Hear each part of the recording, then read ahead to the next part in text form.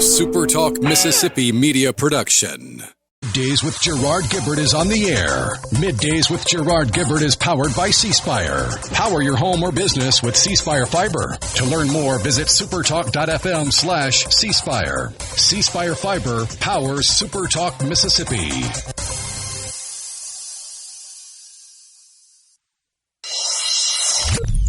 Get ready to go beyond the headlines and join a meaningful conversation with people from around the state. Hello. You're listening to Middays with Gerard Gibert here on SuperTalk Mississippi.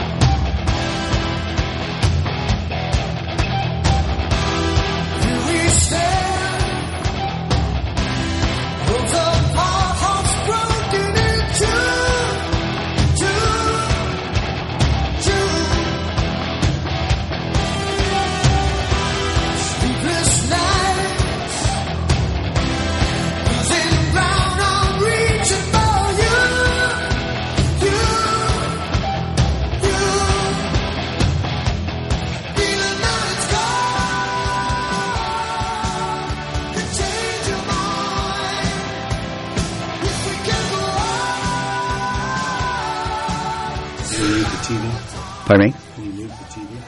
Can I move it? Mute it. Oh, yes, of course, of course.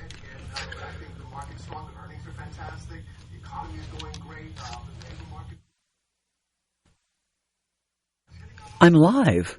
Am I live? Rhino, you didn't give me heads up. Good morning, Mississippi. Let's hope this is not the start to our show today. We're kind of getting going. I'm Linda Allen, filling in today, and I'm with Rhino, and I think that I look at the clock now, it's 10:08. Where did the time go? You know, where I was in there talking to you and Rhino, you just let me talk and talk and talk. It's good to have you with us this morning. I am in for Gerard this morning. My name is Linda Allen, and we're filling in. And we've been talking about a lot of things this morning because there's been a lot of things going on. We've got the Oscar nominations that just came out this morning, the 98th Academy Awards. And I have to be honest, many of the movies I've not even seen. I have seen Sinners, and just if you haven't heard, it has received more nominations in history. It's a historic look at the Oscars at 16 nominations in all. And if you look at the categories, it ranges from Best Actor, Best Supporting Actress to Location. So that's pretty exciting. But one thing I learned this morning, and I don't know if you've heard this or learned this yourself, Sinners is based in Clarksdale, Mississippi. It is kind of a vampire. It's an unusual twist in a storyline. Lots of music. It's really a cool movie. Unusual. But it wasn't filmed in Clarksdale. It was filmed in Louisiana. Rhino, did you know that? Yeah, I actually remember seeing an interview with, what's the director? Ryan Coogler? Yeah, Ryan Coogler. He was giving an interview talking about how he has a heart for Mississippi, but he just couldn't make the math work to bring the production to the Magnolia State. That's what I understand is that we offer a lot of credits for film companies to come here, and apparently some of the film credits when I say credits, I'm talking about finances, money that you would give, rebates to come to Mississippi and film, because we have a lot of small budget films that come to Mississippi, and that is part of the reason that we do give them incentives to come. There's only so many incentives and tax abatements that we give, and apparently they were used up for that period of time, so he had to go somewhere else. This movie was, although kind of an independent film to some respects, it ended up costing $90 to $100 million, and they had $90 million budgeted, and the $10 to $20 million over that nobody's really talking about, though apparently Ryan Coogler pulled that out of his own pocket and paid for it. Apparently a good investment, though, because so far this money has grossed over $360 million. Quite an investment, Rhino. If you and I had that $90 million back in the day, just think about it. Of course, if you and I had $90 million, you and I probably wouldn't be sitting here right now, would we? I always joke that I do love my job, so if I ever win the lottery, I will be coming back to work. I just might take more vacation. Or come in a little later each morning. Yeah, I think the same thing. I think a lot of people would continue to do what they do, but, when you don't have to do it and you're doing it because you love it, strictly because you love it, that makes a huge difference. So, yeah, maybe that would be the case with us. So, so that's kind of cool. There's a lot of movies that I haven't seen that maybe you have seen, others have seen before. Best Supporting Actress, that's always the first that they give. Elle Fanning, she's been around quite some time for a movie called Sentimental Value. That movie has gotten a lot of attention as well. Amy Madigan in Weapons. I did see that movie. That is a creepy, creepy movie. She plays this horrible character, and they go after children, and it is also a monster film. She's a big monster in that one. One Battle After Another in there. Best Makeup and Hairstyling. Frankenstein. That would make sense, right? Because that's a lot of work there. Sinners is among those. We have Frankenstein, Best Original Score shows up there. I'm looking to see what might be interesting to a lot of folks. Benicio del Toro under One Battle After Another for Best Supporting Actor. He shows up a lot of times. Sean Penn for One Battle After Another. I just watched that movie. It's almost kind of like No Country for Old, No Country for Old Men. No Country for Old Men, yeah. It reminded me a little bit of that as well. Stellan Skarsgård has been around quite some time. He's nominated Best Supporting Actor for Sentimental Value. And then when we look at, a new category this time ever, Best Casting. Cast makes up a movie. The dynamic, it's kind of like a radio show, right? It's the chemistry between the people involved. So that's a new category now that has come up. The Secret Agent, Sinners, One Battle After Another, Marty Supreme, and Hamnet are up for Best Casting. And then as we look at for the Best Films, Best Production Design comes up. The Best Actor Awards, Timothée Chalamet, young actor, but he's been around a while, up for Marty Supreme. Leonardo DiCaprio for One Battle After Another. Best Actor Ethan Hawke for Blue Moon. Michael B. Jordan, who is the lead in Sinners. And Wagner Moura in The Secret Agent. And then when we look at Best Picture, there are quite a few of them. Best Picture, and then I'll wrap this up. Begonia, F1, Frankenstein, Hamnet, Marty Supreme, One Battle After Another, The Secret Agent, Sentimental Value, Sinners, and Train Dreams. Of those, Rhino, how many have you seen? Have you seen quite a few of those movies? No, I haven't seen the majority of those, but I do have a factoid about Timothée Chalamet. Yeah? He is a young guy who'll be turning 30, I think, in a few weeks' time. But he is the youngest male actor to debut with 3 acting nominations, Best Actor nominations, at that early an age since the 50s. Really? Since Brando. Well, he kind of reminds me of a young Leonardo DiCaprio in that DiCaprio was very young when he started. And you wonder, well, is he going to be like a one-time hero? The movie's great, and then you never see him again. We see actors like that, but he continued. And I think we've seen this with Chalamet. Is it The Kings? What is the one that he's not paying attention, but what is the one that he was in? The Kings? The King, which is a great movie as well. But he's very dynamic and very charming on set. I have to say, as an older woman looking at a young ingenue, he's very attractive, very, very charismatic. And you know what I love about him too is it seems to be that he can carry different roles and be a different character. You know how we see some actors, and I love Julia Roberts. She's very sweet. She's the same character in all her movies. No matter who she plays, you see the same facial expressions, the same, even when she won an Oscar, that character, she was still, she's still Julia Roberts, right?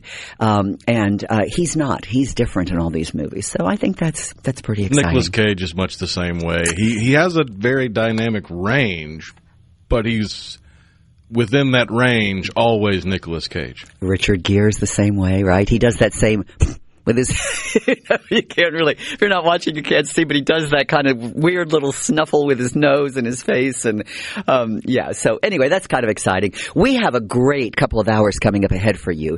We are going to be talking about the weather. And I flew in yesterday and I was looking at the weather because they're talking about the weather and I'm thinking, wait a minute. And then I look at Jackson and the metro central area and it doesn't look as serious, but our friends and neighbors and listeners to the north, we could get here all over the state. And so we're going to be talking to the National Weather Service. We're going to be talking to MDOT. For those of you that do live in other parts of our state, northern part of our state particular, we kind of want to know what's going to be going on with that.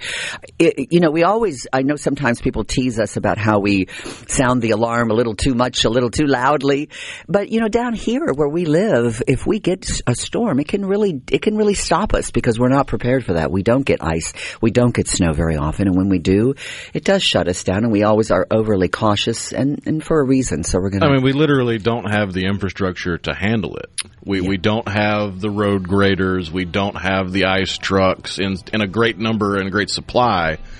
And even the roads themselves. Roads in the south, because they're built for rain, are crowned. So in the middle, they're higher than the edges. And when that ices, that means you're constantly going towards the ditch. Versus in the north, where it's a nice flat road so the graders can go on it. Well, you're not worried about sliding as much. And those pocket areas, a lot of us live in areas where we have back roads that we have to get through. So we're going to talk about that. We're also going to talk about a new study from Harvard on exercise. What kind of exercise will help you live longer? We're going to take a look at that here on SuperTalk.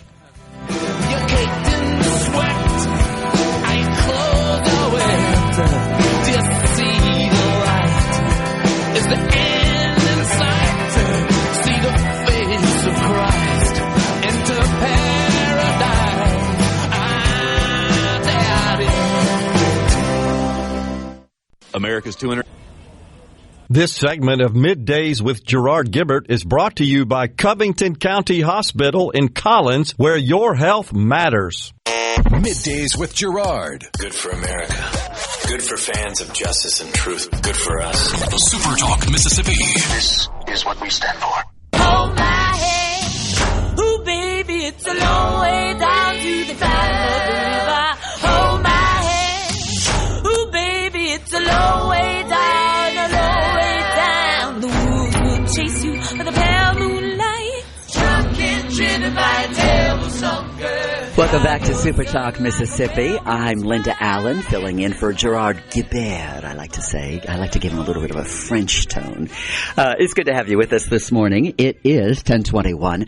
You probably know we are bracing for a potential winter storm moving in. I flew in yesterday, and in fact, Delta Airlines was giving me constant reminders about the weather and potential problems, and that you could change your flight now if you needed to. Is it coming? Are we going to get hit? That's the big question. Joining us this hour is Eric Carpenter, senior weather forecaster with the National Weather Service. Good morning, Eric. Good morning. How are you today? Oh, it's a little busier than usual. In the South here, people laugh at us many times because they think, oh my gosh, they're going overboard. But we have to, because we never quite know where a system is going to move and how it's going to impact us. Right now, how is the National Weather Service preparing for this winter storm? I know we've had a lot up north. Can you tell us what the latest is on the southern region of where we're located?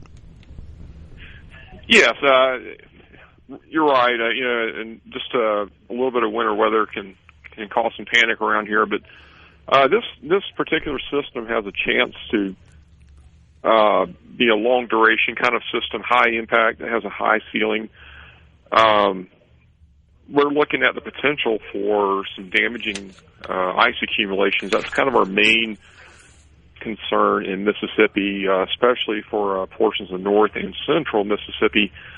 That's where there's the greatest chance for the shallow, cold Arctic air to mix with the moisture and lead to freezing rain. And we're talking many hours of freezing rain with ice accumulations getting up potentially over an inch in some areas. And that can cause a lot of damage to trees and power lines, leading to long-duration power outages, which, of course, with the cold air that's following, which that in and of itself is a big story. You talk about that kind of cold air coming in with the power outages. That's a concern. So that's kind of our biggest concern right now, is trying to figure out where the the worst ice accumulation is going to be. Do you have a time frame, Eric, of when you look at this that you know, okay, at this time we're going to get an idea of which direction, and then at this time we feel like it'll move here? Do you know, or is it kind of a crapshoot out there? Can you repeat the last part of that question? Yeah. So do you have a time frame right now of looking at when you have a better idea of which direction the storm is going to head and how bad it could be? Do we kind of know when that would happen? I'm sorry about that. Yeah. So the initial freezing rain onset is going to be starting probably, let's see, right now we have a winter storm watch that covers North Mississippi and much of North and Central Mississippi. It starts late Friday and goes through Friday night and Saturday and well into the weekend. Right now, it seems like the earliest reasonable onset time of this freezing rain and sleet, and maybe even a little bit of snow up to the far northern Mississippi, is probably going to be late Friday going through Friday night. And then we're looking for that to eventually expand southward as we go into Saturday, potentially reaching, say, areas like Vicksburg up to Columbus and Starkville and Columbus in that area as we go later into the day Saturday. The way the system is evolving, there's going to be a really big clash between cold and warm air. And this is kind of where the biggest uncertainty comes in, is determining how much of that warm air is going to come in from the Gulf of Mexico, how far north is that going to get, and help to keep, precipitation in liquid form. As of now, our best guess is that somewhere roughly along the Natchez Trace corridor, that's where we're looking at the kind of the 50-50 line where it could be a lot worse or maybe a lot better in terms of ice accumulations. That's what we're really watching right now to see exactly how much what wins out, the colder air or maybe some warmer air. Farther south, as we go later into Saturday night and Sunday, we're going to see a lot of cold air pour in behind this system, but there's still going to be precipitation falling behind the front, and that's where we're more confident that ice, maybe some freezing rain, sleet, could become an issue, say from the Jackson area down to say like Brookhaven, Macomb, and those areas back to the west. Those areas may see their worst winter weather, say like Sunday morning. So that's kind of the different parts of this system right now. The areas north and say like roughly, if you drew like a northwest half, like the northwest half of Mississippi stands to get the worst of this in terms of total winter weather accumulation, and then areas farther south, the amounts would drop significantly because of the warmer air we expect to kind of move in, or it's really just kind of a matter of the very cold air not quite reaching those areas.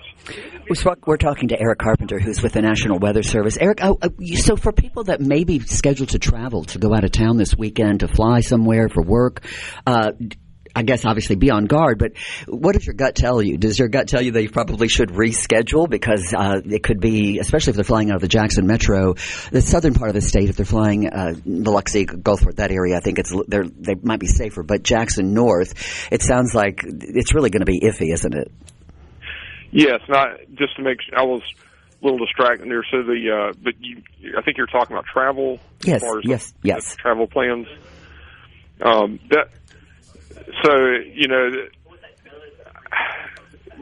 Anybody, roughly. So let's just use the Natchez Trace corridor. I think that's probably since we just doing this verbally.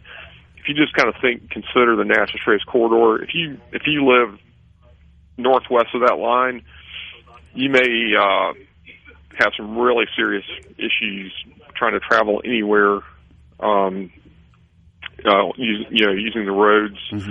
Especially so the farther north you go, especially as you get more up into north of the Highway 82 corridor towards Memphis, I can imagine travel is going to probably become impossible in those areas starting as early as Saturday. Well, let's just say Friday, far north Mississippi, even as early as late Friday into Friday night.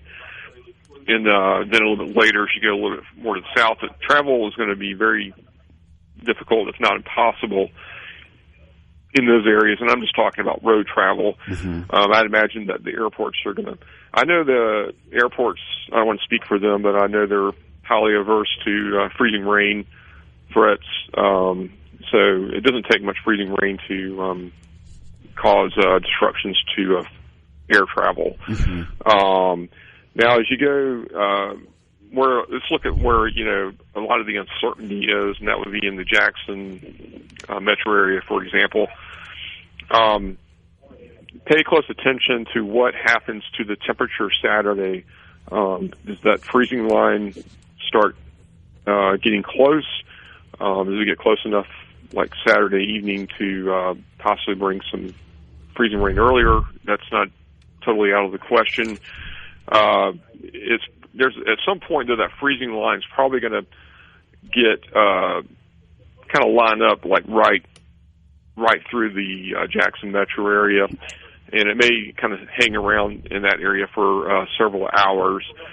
That would most likely be Saturday night when that happens, and then once you get to Sunday morning, most of our computer models show that the winds are going to shift more from the northwest and drag more of the cold air in, and that's going to bring a quick drop below freezing as we go through Sunday morning. We're looking at temperatures 21 degrees, then 17 Monday in the Jackson metro area. So that is concerning. Legislators and lawmakers. I mean, you look at people when you're working something like this, Eric. Does it make a difference to you? Is it easier or harder the fact that this is falling on a weekend, or does it make a difference in the National Weather Service? As far as we work with many partners related to government agencies, and those agencies are tied to the schools, of course. The weekends, I would say, the biggest difference with the weekend might be related to schools. And maybe less folks on the road. Eric, we have to go. I apologize for cutting you up, but I want to thank you for joining us. I know you've got a lot of work. I can hear it in the background. You're so busy. It is. It's crazy. Eric Carpenter with the National Weather Service. Thank you for joining us on SuperTalk. I'm Lynn. From the Seabrook. He keeps his classified documents right where they belong. Inside a Journey record jacket from the 1980s. Gerard Gibert, SuperTalk, Mississippi.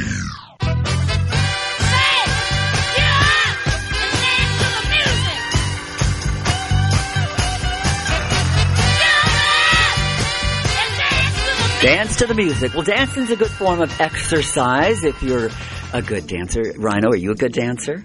Passable. Passable? I'm a terrible dancer. I have 2 left feet. I like to stand in a corner and just watch other people. I'm terrible at it. Can't sing either. I'll tell you that story another day. Welcome back to Super Talk Mississippi Middays. I'm in for Gerard this morning. My name is Linda Allen, and I'm glad to be with you today. So, how much resolution do you have? How many did you make? And have you kept them? Believe it or not, we as Americans, I hate to say it, but we don't have a lot of patience, and we apparently are quitters when it comes to our exercise resolutions.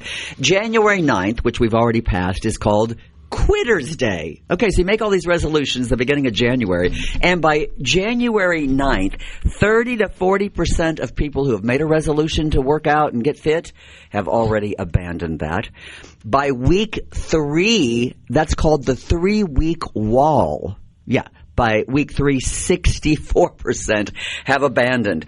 Why is that? Why can't you get those 21-day abs? Why aren't you fit in 30 days? Josh Nair, a fitness expert and my fitness partner and friend, is joining us this morning to talk a little bit about this. Good morning, Josh. Good morning. Thanks for having me. Good to have you with us. I see real quickly before we get into this new Harvard study that's out on exercise that you have a T-shirt wearing this morning saying, reading, "I hate mayonnaise." Well, sure. What's your aversion to mayonnaise? Well, first of all, Innocent it mayonnaise. is a great T-shirt. Let's just say that. I don't love mayonnaise, but I saw this shirt in this cute little shop here, and it called for me because I don't like mayonnaise. I'm not trying to engender hate from anyone, but I saw it and I had to have it. And no, mayonnaise carries a tremendous amount of calories, and so the fitness side of me also rejects all things mayonnaise. So I'd be happy to talk about it. But I will say, doesn't matter whether you are a good dancer or a bad dancer, what matters is that you move. That you're moving. Correct. And if you're dancing alone in your home, I guess. Cares? Who cares? There's right? an expression, dance like no one's watching. Yeah, well, right? Like you can apply I don't want anybody watching if I'm dancing. You don't want to watch either, for sure. There's a new Harvard study that just came out this week, and this past week, and it's pretty interesting. It talks about exercise and how long we can live. And let's face it, we all want to live as long as we can live, as long as we're healthy. No one wants to live if you're not. And the study talks about that it's a big study, and it looked at the variety of exercises that we do. That's what's the important key. The different kinds of things we do to make our body fit. You've looked over the study, and you're pretty impressed by what you're finding. Yeah, I'm thrilled with it. It's a massive study, over 110,000 adults that they followed for a really long time. Basically, years, decades. Decades. And the bottom line is that folks have 19% less chance of dying of complications from growing older, in so much as all this means is that we know the things that we've got to do. It's probably a good idea to move our bodies more. And this study really talks to, it doesn't matter what you do. Yes, you need some discipline. Yes, you need to be doing things. You need to have that in your mind's eye a few days a week, but it's also the variety, as you mentioned, of the things that we do. So that doesn't necessarily have to mean biking and weightlifting. It could mean walking and gardening. This weekend is a perfect time to talk about. Folks will be in your house. Don't leave the house, especially if the weather and you have ice, because no one's a good driver in the ice. And I'm from the Northeast. They're not good drivers either, but to Rhino's point earlier, Mississippians are not, the state, we're not set up for that. We don't have the salt product. We don't have the platforms to deliver this to the road. So a lot of people will be home. You don't need to go to the gym. And at the risk of alienating myself to gym owners everywhere, I believe that your own body is your gym, right? You can do calisthenic movements that can help you, that goes to the exact purpose of the study, right? So body weight squats. What does all that mean? Body weight squats. It could mean sitting in a chair and doing leg extensions. Contracting your muscles is really, really vital, and you don't have to have weights in your hands. So, like, you could be doing it right now. Like, I could be lifting my legs, I could be moving my arms, I could be squeezing my buttocks to make them stronger and fitter. We just don't think to do that, do we? We don't. Particularly, I was in an office job for 30 years, and I didn't. But looking back, so many missed opportunities to be able to at least, at the very, very least, give my body a little bit of movement. And that's what we're looking for. And that's what the study, it talks about, that, and it's not gender specific. It's adults over this 30-year time frame. And it's not just folks that went to the gym to, as I said before, lift weights or, run. This is for walking. This is it's just a variety after that first, whatever discipline you choose, whether you like to lift weights, whether it's running, biking, what have you, it's also mixing it in with other things to help round out the total fitness sort of outlook. Other research and studies have shown that part of the problem is boredom. We get bored with working out. So if you pick, that makes sense if you look at the study. If you pick one thing to do, whether it's lifting weights or running or biking, if you're not really an enthusiast and fall in love with it, then you do get bored and then we quit. Can you really have abs in 21 days, great abs? No. That's No. a quick answer. You just, no. And, please, folks, Are we being misled by all these great articles on Facebook and all these fitness programs we see? I saw Asian Pilates the other day. No. Now there's there's women doing military workouts. Okay. That I can have the best body of my life in 30 days. So I thank you for having me here so that I could talk about this. It's unfortunate, but no one gets fit in a day. And I watch folks who have they want to get out and they want to go do it, cool, and they go out and they do a 4-hour workout. You did nothing but exhaust yourself and deplete all of your energy, right? To me, this is done with a little bit of discipline over the long haul, right? Where, as I mentioned, no one in the history of ever is going to get fit in a day. We all want to, though. And one of the reasons why folks peter out, and to your point earlier when you brought up 60% in 3 weeks, is because we don't see those immediate results. Folks, whether you listen or watching me, please remember this. It's going to take you 3 to 4 weeks before you see a difference in yourself. You may start feeling a difference in yourself in a couple of weeks, but seeing a difference, feeling a difference and seeing a difference, 2 different stories, right? So 3 to 4 weeks is going to take you to see a difference in yourself. It's going to take 6, 8 to 10, 12 weeks before other folks are going to see a difference in what you've been doing. To your body, they may sense a change in your attitude in shorter time frame. My message is that this stuff happens over the long haul. And if you think doing whatever you find joy in, whether it's a bike ride, whether it's walking, if you find something that you love, but if you're only doing it once, twice a week, that's a hobby.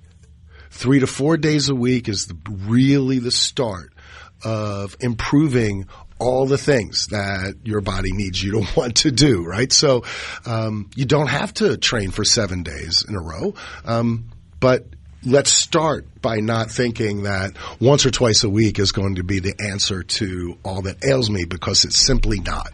You need to be able to pick up the pace a little bit more and find the time. And we don't need to do an hour in the gym, friends.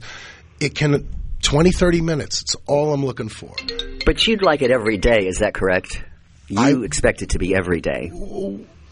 I'd say 5 out of 7 days a week. And for those, I do have clients that want to run with me 7 days a week. And I don't run. I shouldn't have said run. that want to train 7 days a week.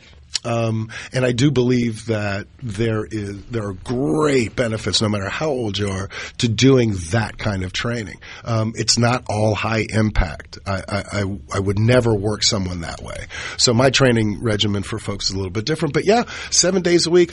When I'm in my cycles, I train 7 days a week. And when you say train, though, again, you're not talking about 2 or 3 hours intense workout. Gosh, no. You're just saying giving your body 20 to 30 minutes a day devoted just to you. Right on. Whether that's a walk, whether it's getting on a bike or a row.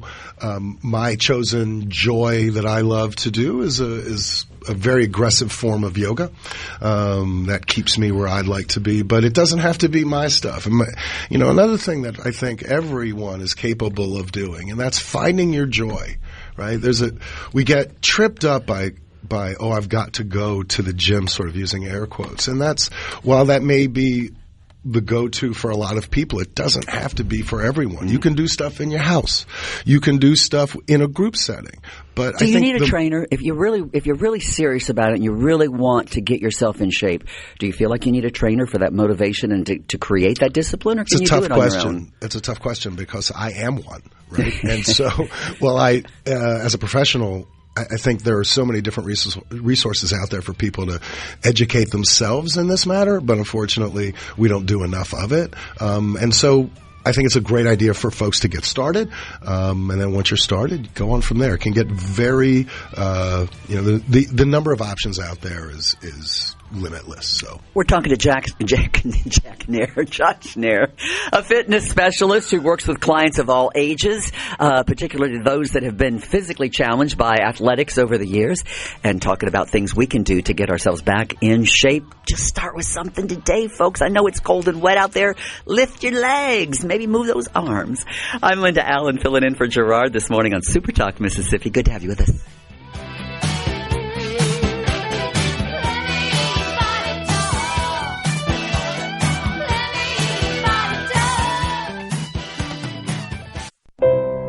Interrupt this program. Gerard Gibert. Here we go. This is huge. Huge news. Huge news. Huge. You need to listen to this. Middays with Gerard. SuperTalk, Mississippi.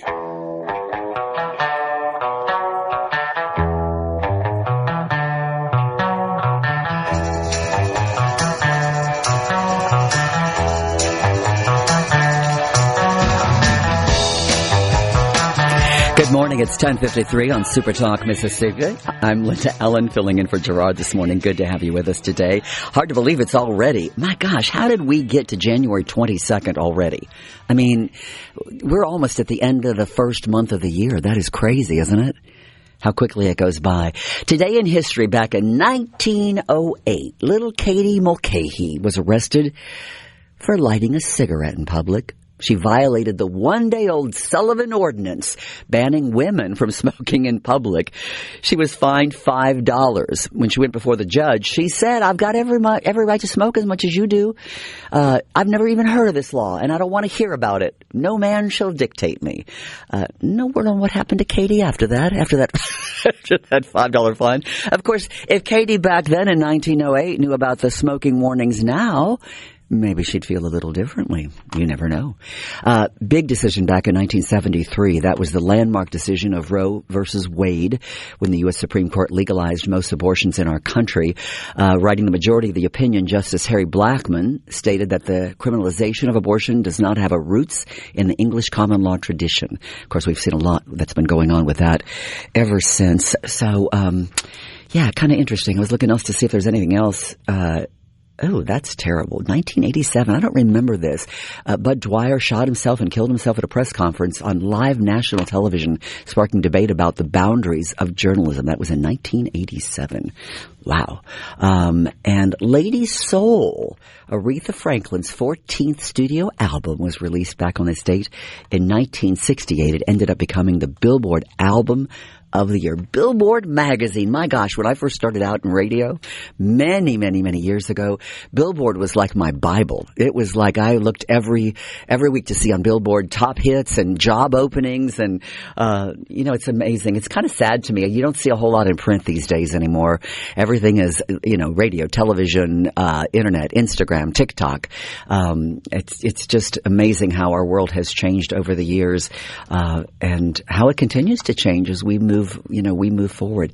And the National Association of Baseball Players was founded on this date in New York City, 1857.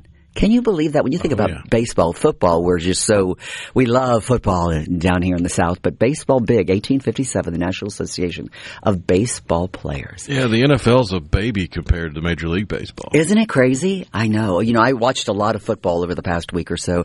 I was in Florida I didn't go to the game, but I was in Florida surrounded by Hurricane fans, but I grew up in Indiana, and Indiana was basketball country, and so I had to pull for Indiana because that was an incredible game, incredible performance. But more so than the football game itself was the camaraderie of these young men coming together, pulling together as a team, the underdogs. It reminded me of the Gene Hackman movie, Hoosiers.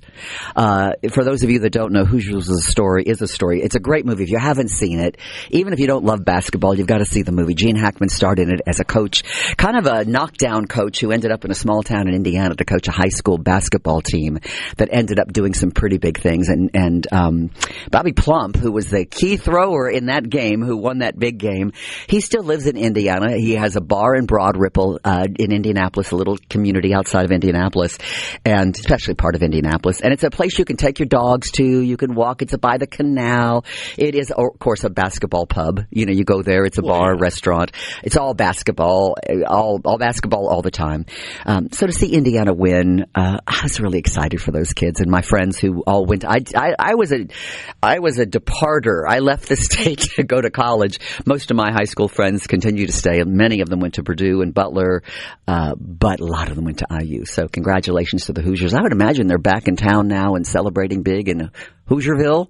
Hoosierville pretty cold too. My sisters live in Indianapolis still, or in that area, and I always follow the weather there. And they laugh at me because they'll send me notes how cold it is, and I'll say, "Oh yeah, it's 80 down here. I'm by the pool. It's beautiful." Won't be by the pool this weekend, though. We're going to be talking to MDOT coming up a little bit later on in the next couple of hours because we are bracing for what could be a problem. And I know, you hear it all the time. We brace for severe weather. But the concern here, even as far south as Jackson, when we talked to MDOT earlier, was the ice. And all of us who have been through ice storms know that that's worse than snow. Ice is a big problem for us. We can't drive on it. We can't see it as well. Black ice, terrorizing. Power outages. We have a lot of above ground power lines here in the South, and that's a huge issue when you start talking about ice. That accumulates, break down power lines, can be very dangerous. We can end up with big icicles around our homes, which can be dangerous. We've heard of stories of people getting killed by a big icicle dropping. So please, folks, don't laugh when we talk about this. Let's take this one for what it is. It could be a really serious problem.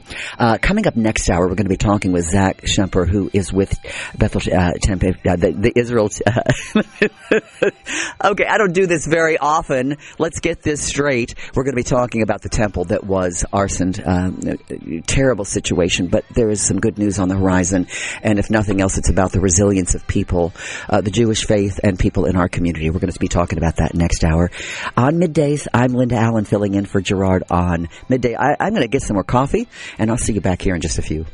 Yes, I like pina coladas and getting caught in the rain. I'm not much into health food. I am into champagne. I've got to meet you by tomorrow noon and cut through all this red tape. Of Middays with Gerard Gibert is brought to you by the Mississippi Business Journal. Visit msbusinessjournal.com. Scott Coopwood, publisher and president. Welcome to the show that challenges you to think deeply and look beyond political posturing. You're listening to Middays with Gerard Gibert here on SuperTalk, Mississippi.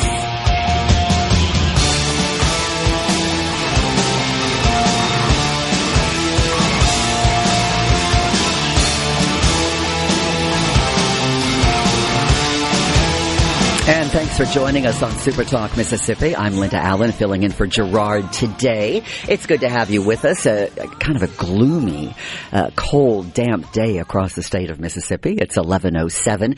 We have a great hour for you this hour, and I think it's more about a news story, a crime story, and a story about a temple. It's a story about resilience and perseverance, not just about this, but just in life in general. This morning, my guest is Zach Shemper, who is the president of the Beth Israel Congregation. Good morning to you. Good morning. Thanks for having me. Good to have you with us this morning. And I'm also bringing in JT Mitchell, our news director. JT, I wanted to bring you in quickly to give us a setup. For those of you that don't know, the Beth Israel Congregation temple was attacked. I mean, attacked is the clearest word to use because it's not just set on fire or it's not just a victim of arson.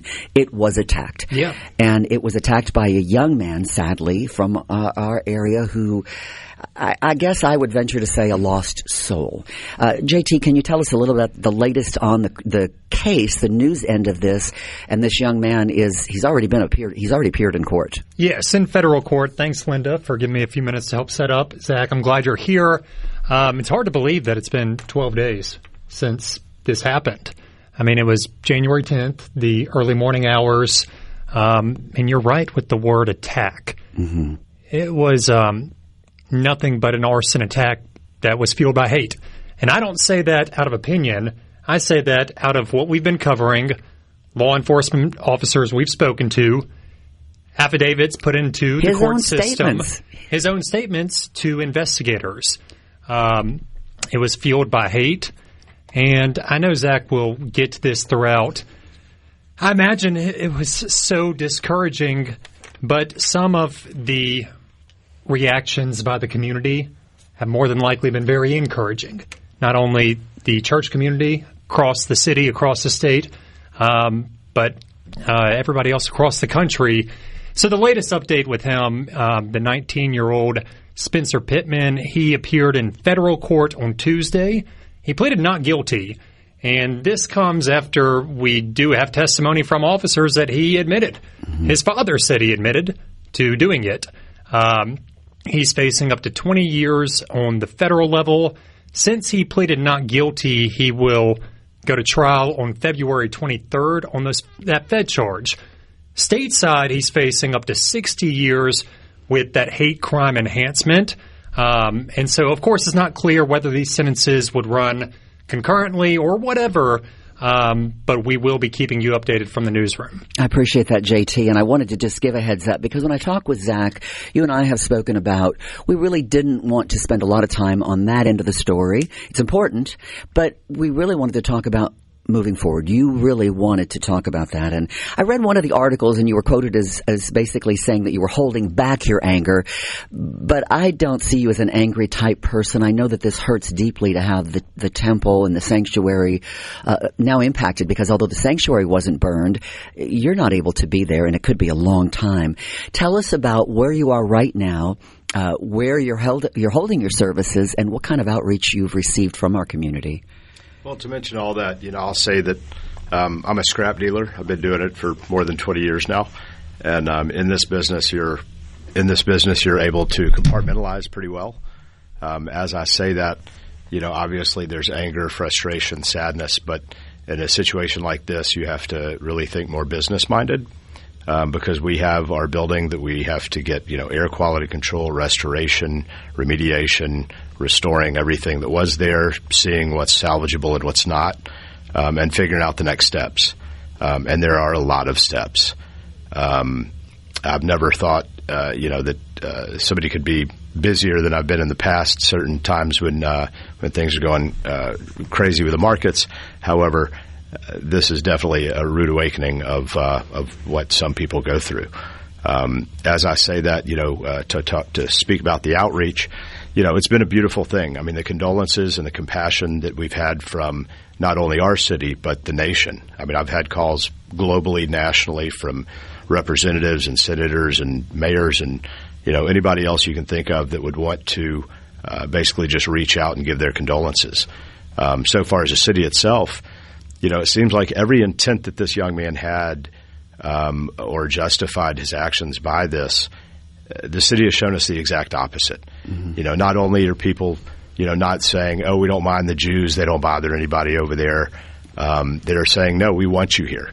Like you just mentioned, we've been reached out by several churches, basically to say your house of worship is our house of worship, and whatever your needs are, we'll accommodate you. More specifically, Northminster Baptist Church.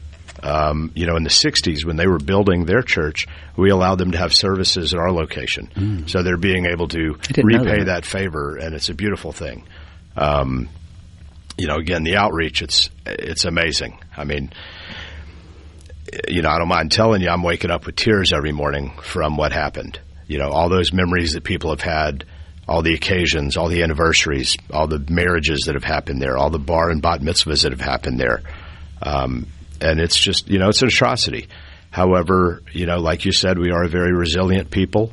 We've been through 4,000 years of slavery, the Holocaust, many other things that I'm probably not thinking of right now. And we've gotten through that, and we'll get through this.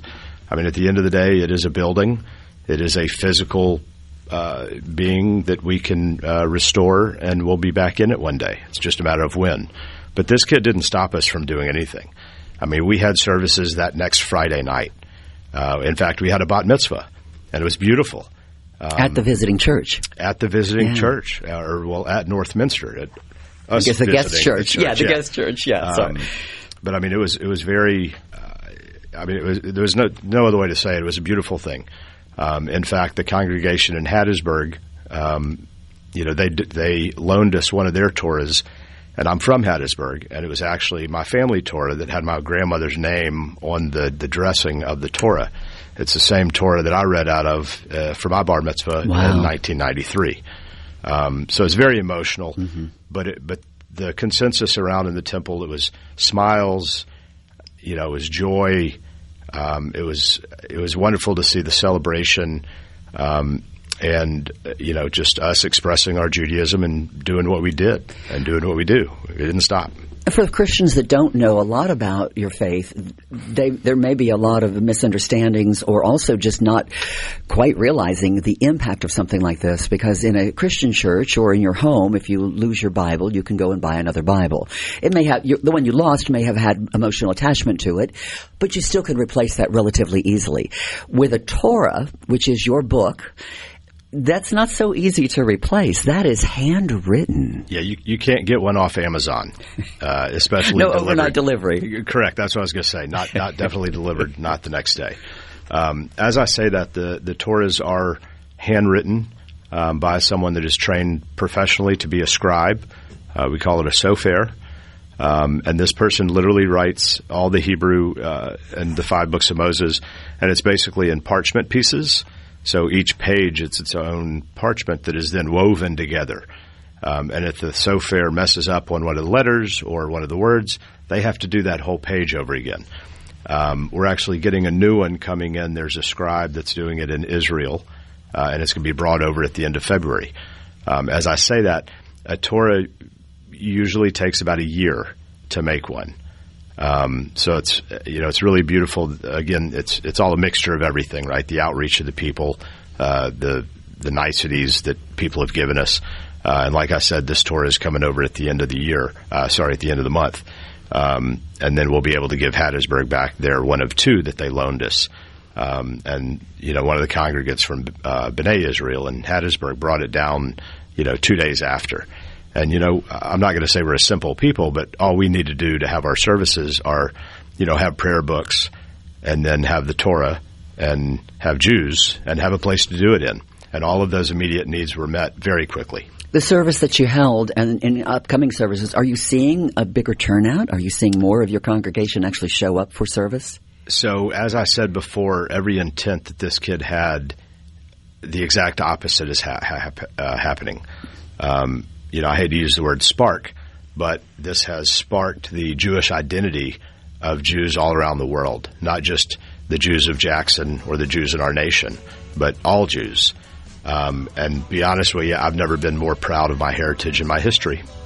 We're talking with Zach Shemper. He is the president of the Beth Israel Congregation in Jackson, where, as you know, their temple was attacked, and they are working to rebuild. We're going to talk more with Zach about the future and what he hopes to see. You're on SuperTalk Mississippi. I'm Linda Allen, filling in for Gerard today. Thanks for joining us. It's 11:16.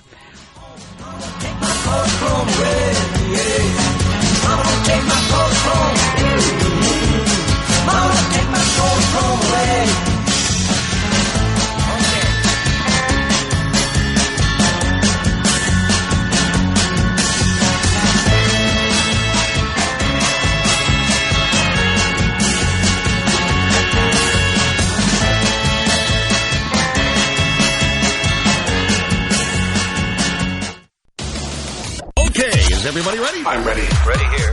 Middays with Gerard Gibert on SuperTalk Mississippi.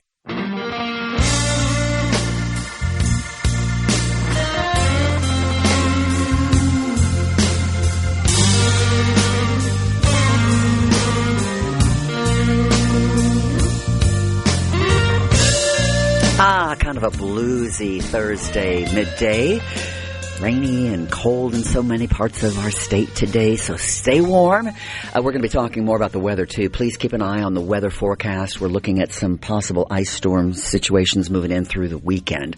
So we'll, of course, keep you up to date here on Super Talk. I'm Linda Allen, in for Gerard this morning. My special guest this morning is Zach Shemper, the president of the Beth Israel Congregation in Jackson. We're talking about the attack on the temple and the arson, and now rebuilding rebuilding. Zach Shemper is the president and is talking with us this morning about the outpouring that you've reached. And, you know, I think it's kind of cliche, but to talk about a silver lining in life, you always have to look at, there's got to be something positive that comes out of something painful. And as hard as this is, and I know that your congregation's relatively an older congregation. So as you spoke about earlier, so many of these men and women and children who are now grown that are members, they've lived in this environment all of their life, and now to see this happen, it's got to be heartbreaking, especially for the elders of the congregation who have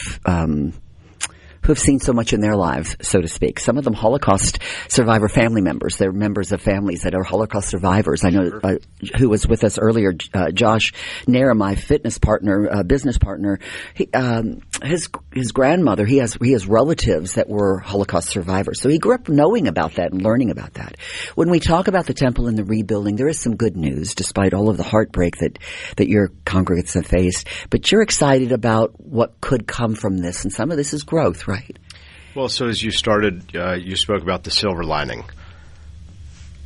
You know, to understand the silver lining, you've got to understand the cloud that it's around, right? The dark cloud.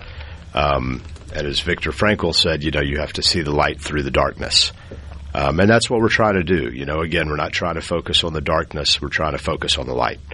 As I say that, when we do get back in our building, you know, right now when we restore and rebuild, we are planning on enlarging our library. We've been reached out to by a couple of rabbis that have offered their personal libraries when we get up and going to house that. It's beautiful. I mean, I've had people reach out from the Carolinas that are doing book drives. You know, but at this point, we can't really accept much because we don't have any storage. You know, you can't get in the building right now. Is it smoke damage in other parts? Because I know the sanctuary itself was not damaged, but is it smoke and water? Well, the sanctuary itself was not on fire. However, you know, while churches are built to have beautification and stained glass everywhere and very open, temples are more like forts. So when the fire went from the library to right in front of the administration offices and the rabbi's office and that big tree of life you've seen on the news that was once there, all the smoke and soot went throughout the building. So the entire building got smoke constantly. I mean, they're having to redo. They're having to take off and demolish the ceiling in the sanctuary. Luckily, the bima, or the area that we keep the ark, on the stage, if you will be staying. But, of course, they have to clean that. They have to go through the remediation of getting all that off there. So it's going to take a very long process. I was going to ask you, do you have any time frame of when you'll be back in your own space? Ish. Originally, they were saying a year to a year and a half. I'm thinking it's probably going to be a little longer than that. Oh, my gosh. It's a lot. I mean, we're going to have to, you know, originally they told me we were going to have to demolish from the sanctuary, which is right in the middle of the building, all the way to where the library is on the outside, you know, on the outside of the footprint. In saying that, we do plan on, you know, like I said, making that larger, you know, to house more books and Holy Scriptures. We also had our Saturday morning services in there and an ark. And that's where the two Torahs were that obviously are completely gone now, except for the perennials, which are the scrolls that hold the parchment. And you've seen, I'm sure you've seen on the news, the picture of me holding what's left of it. But there's also a whole process that we have to go through. It's a burial process. It's basically like burying your buddy.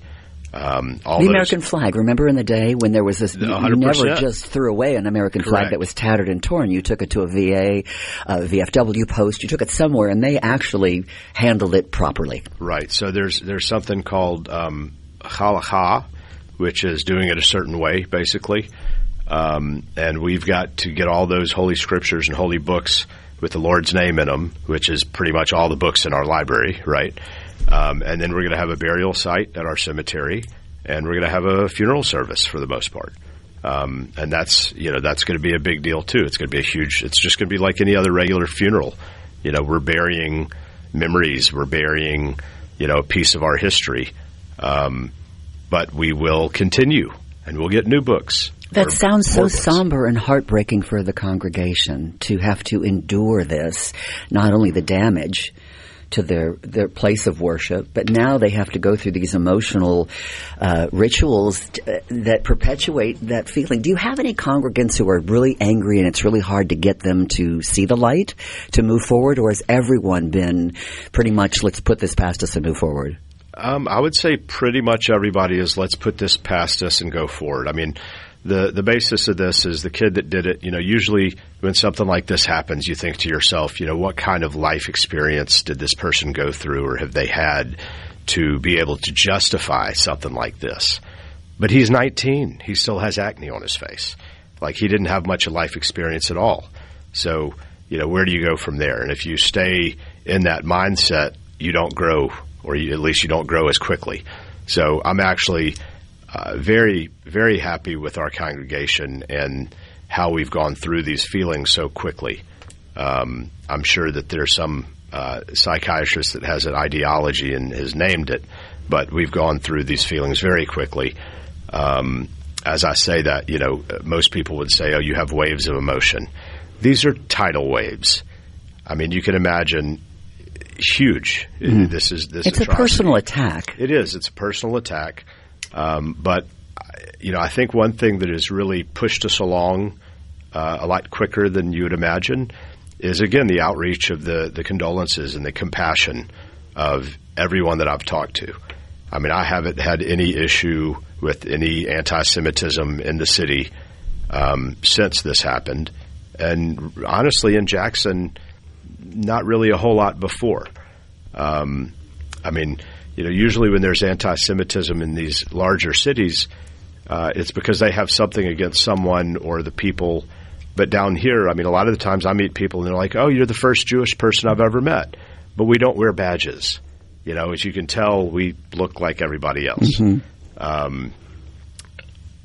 You have children. You have 4 children. How did you explain this to them? So I explained it as, someone that was mad and felt that they could justify it, burned the temple down. I walked them not through it, but around the temple, and me and my wife sat them down and explained what had happened, and told them that we will rebuild, and it's not going to stop anything, and we're going to keep going. Our religious director, Rachel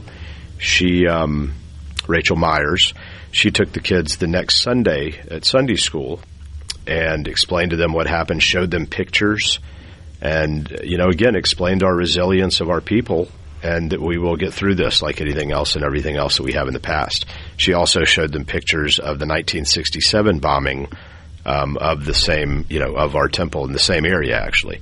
And that was due the KKK didn't like our politics. Mm-hmm. We were huge advocates of, for civil rights movement.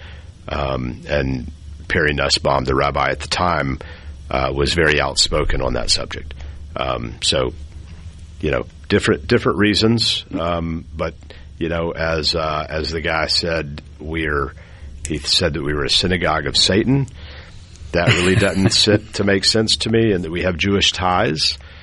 We are the Jews. Not only do we deal with other Jews, but we are the Jewish ties. The largest temple in the state of Mississippi. Yeah, we've got about 140 families. As of today, we've got 145.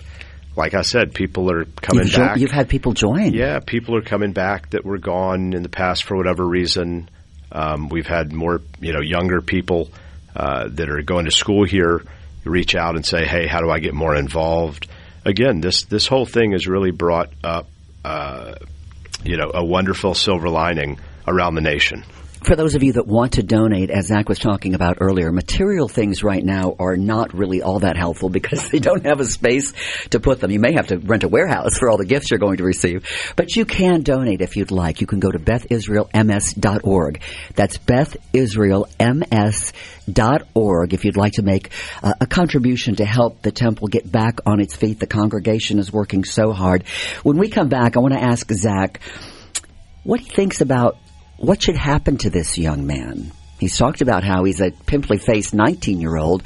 Should he get the maximum sentence? We'll find out what Zach and maybe some of the congregants have to say about that.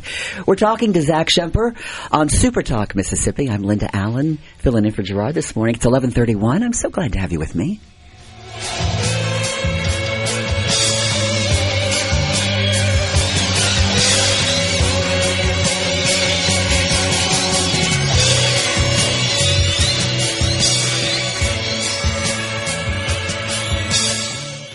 From the Seabrook. Properly set all controls before recording.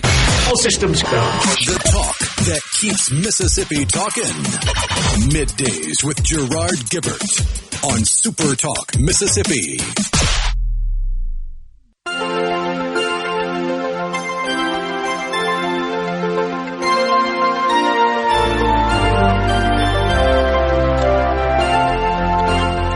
Welcome back to Super Talk Mississippi. I'm Linda Allen, filling in for Gerard, our special guest this hour. It's been a fascinating hour. I hope that you've learned a little bit. We're talking with Zach Shemper, and we're talking about the future of the congregation after this attack, which now he says they could be out of their temple and their building for up to 2 years. That's a long, long time.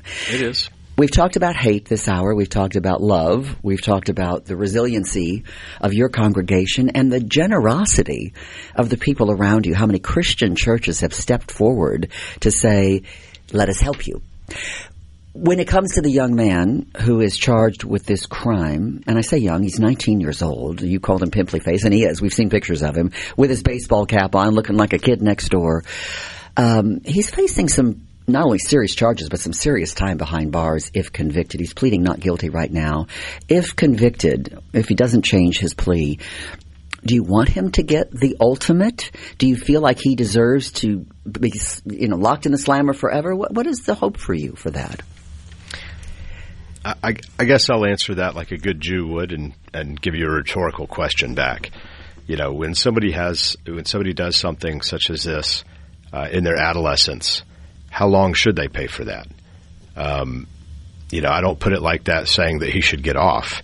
I mean, personally, he should go to prison and have a lot of time to think about what he had done. However, I'm not the judge or the jury or a lawyer. But yeah, he's going to go to jail for a long time, regardless of what I think about his sentence. What's sad about it is from what we're learning, it appears at this time that he was radicalized online. He's not part of a group in the Mississippi area. We don't really know. Some of the friends and neighbors say things changed over a year or so ago for him. So we don't know really what happened. What concerns me is if and when he does go to prison, we know that we've got a lot of Aryan nations involved and groups inside the prison walls, and he could end up being worse than he is now. I guess what I'll say to that is it will depend on what group he clicks with when he goes to prison, because he will go to prison. As I say that, there's a lot of hate in prison, but I'm sure there's a lot of love too. And we've, as the Jewish people have been, especially the last 150, 200 years, we've been huge advocates of civil rights. We helped start the NAACP. I mean, they have an award within the NAACP that's named after a Jewish guy, one of the founders. So I'm not really sure what his vacation in prison is going to look like, but I would not want to be there. Have you tried to reach out to him or his family at all? No. I saw him for the first time at the hearing the other day. And again, a tidal wave of emotions. Did I want to jump over the little pew and, say hello a different way? Sure I did. But, you've got to better yourself. And like I said, I'm trying really hard to focus on the future and what's going to become of all this. Coming from a place of fear is not a place I want to be. For good things to happen to you, you have to let go of the fear, block the static, and let good things happen to you that the Lord's trying to have happen to you. You have a Torah coming, which I think is ironic. It's the day before he's back in court next month. It's coming from Israel. and it will fly into New Orleans. Tell us about the procedure of that. And again, if you're just joining us, the Torah is so important to the Jewish faith. It really is your home base, so to speak. Well, sure. The Torah means a lot. Obviously, it's the 5 books of Moses. And we have it coming in from Israel, which is another special thing. I mean, it's not like it's scribed here in the U.S. It's coming from Israel. Is that unusual? I don't know. And I'm not really sure the process of it coming. I've never known a new Torah to come from anywhere. I've never had to deal with that. The Torahs that I've always seen are, anywhere from 30 to 100 years old. But like I said, some of these Torahs are very, very old, especially the ones that we lost. One Torah that we did have in our sanctuary area, right behind it actually, right when you walk in the foyer of the main building when you come in, it was one from the Holocaust that had survived the Holocaust. It was housed in a warehouse in New York, and one of our congregants actually went up there years ago and retrieved it and brought it back to Jackson. We had it in an enclosed glass case, which helped for the smoke not to get into it and damage it any more than it already was. So it's still preserved. Yeah, and that's more for a showcase versus something that you would use Absolutely. in service. Yes, ma'am. Yes, ma'am. Is there a cost to that, or is a Torah? I hate to use the word free, but is it free and you request it and it's made, or is it something that has a financial value to it? No, the scribe obviously it's his work, so he needs to get paid for a year that he spent creating this piece of history. I really don't know the cost of Torahs, but I know that they probably range from anywhere from 30 or 40 grand. To over 100 is what I've read. Way up. Does that surprise you? I guess it depends on who's doing it, the age of it. How prominent the scribe is that does it, how long it takes him. BethIsraelMS.org is you can go there and you can make a donation. BethIsraelMS.org. I assume you've probably been getting some response from that. People have been generous, I hope. We have, and the neat thing for me though is that we haven't had to ask for anything. All of these folks that have donated, other folks have fundraised for us. We haven't had to ask for anything, and it's all due to the compassion of everyone else that's giving. I can't tell you how many people have reached out and said, "How do I give? What do you need?" And like I said, as of right now, nothing physical necessarily, because our building is totally kaput and we have nowhere to store anything. Also, any Jewish relics, any Torahs, anything like that, you'd need a special place to put it. It's not like you just put it in a U-Haul storage unit. You can't just store it. No. Because of the religious significance of that. Correct. So you're asking folks right now to please just hold off on anything like that they might want to donate until your building in dedication, your new building. But that could be 2 years away. But when it happens, it's going to be a beautiful thing. You're so beautiful. I love that. I talked to a man this morning. They had a temple that shut its doors because there weren't enough congregants. And he has this beautiful ark, stained glass. It's beautiful. I haven't even told the rest of my board about it yet. But I've already agreed that we would love to house that in our new library. He wants to donate that to you. Yes, absolutely. And where is he located? He is in Longview, Texas. So outsized. It's amazing that this has made national news. Not that that's amazing in itself, because obviously it's a news story, but that you are getting this outpouring, particularly in this time when we're seeing so much. Zach, it seems like we're seeing a lot more hate these days. What do you think is precipitating that? That's a loaded question. I would say one part of that is probably media. It's where the news articles are that are going to spark interest in people, and a lot of that, and then there's social media. I mean, I don't do much social media on the Tiki-Taki or the Face Space or anything like that. However, there's a lot of that, and there's a lot of people that express their opinions. And what you have to think about is where they're, how they're justified. Where are they getting these opinions? Is it, some podcast that they're listening to, or, their uncle that was hurt by somebody and he thought they were Jewish, so he doesn't like the Jewish people. Personal vendettas. So do you find a lot of it's just ignorance? I would say a lot of it's ignorance. I mean, once, the fact of the matter is when people don't understand something, they fear it.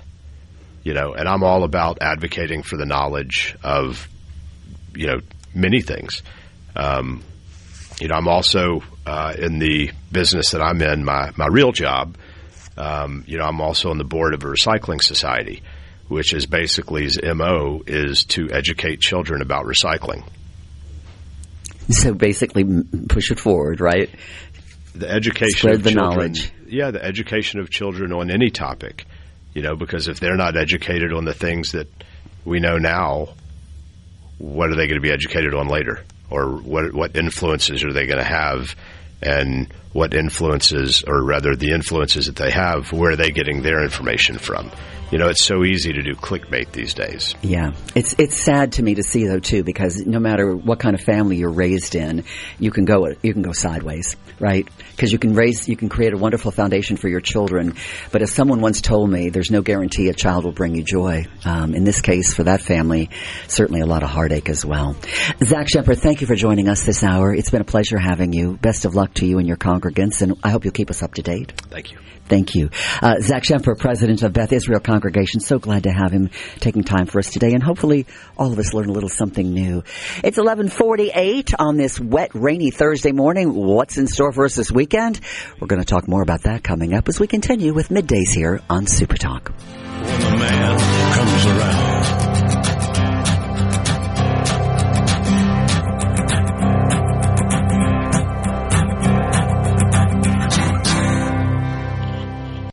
Up of Mississippi. Check it out. Let's do this. The talk that keeps Mississippi talking. Middays with Gerard Gibert. Let's get on with it. On SuperTalk Mississippi. Woo!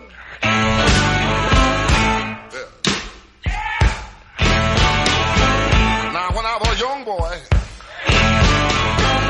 at the age of 5, my mother said I was going to be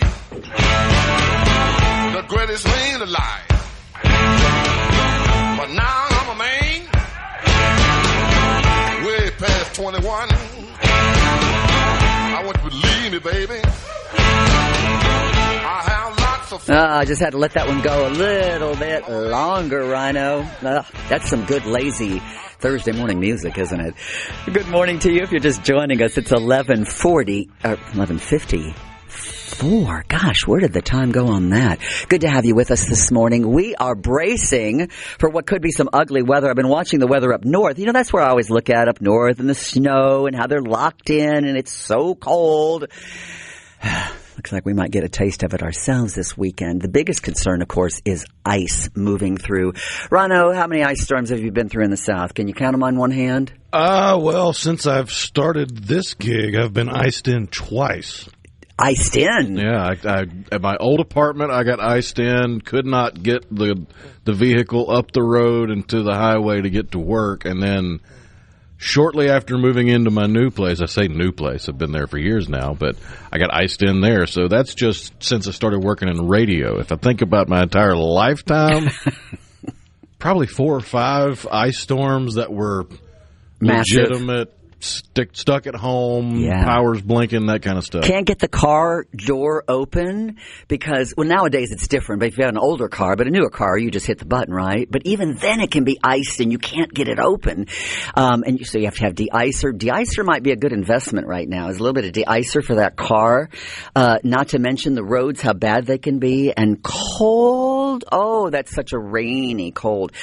It is a beautiful sight, though. I'm sure we're going to, if we get it, But, yeah, no, it is miserable being locked in like that. I can't count how many I've been. I've lived in Tennessee. I've lived in Alabama. I've lived here, of course, for almost 20 years. We don't see it as much here because we don't really have the base of the mountains. I know the foothills of the Appalachians there in Huntsville, Alabama, northern Alabama, and Chattanooga, of course. We had mountains there, and it could be very, very cold and icy. And these ice storms, we're not prepared for these. And The problem with the ice, too, is typically it doesn't just dissipate quickly. If we get snow here in Mississippi, we get snow and it's beautiful, but then it's gone within a day because the ground is not cold enough. But ice, that's a whole different ballgame because if the temperatures stay lower, and I'm looking at some of these temps that could really dip pretty low for us, it can be miserable. And I don't know about you out there listening, but I have very finicky dogs. They're like, little princes and princesses. They're big dogs, but they're such babies. And even when there's rain outside, oh my gosh, they don't want to get their feet wet. So you have to haul them out there. You have to literally walk them outside to the grass. So I can't imagine. I have this foster failure. She's now ours. Stella, Stella was supposed to be a little dachshund mix mutt. She's almost 70 pounds now, not even a year old. She's very prissy, too, so I am going to be handling some problems this weekend. Well, I mean, if they got the Dotson in them at all, they are a little bit lower to the ground, a little closer to the cold, so I can get it. Yeah, but it's easier to put a sweater on a little dog, right? When you got a 70-pound dog and trying to no, my dogs don't wear sweaters. There's just no way. They're dogs. Get out there and go and then come back and lay on the sofa, right?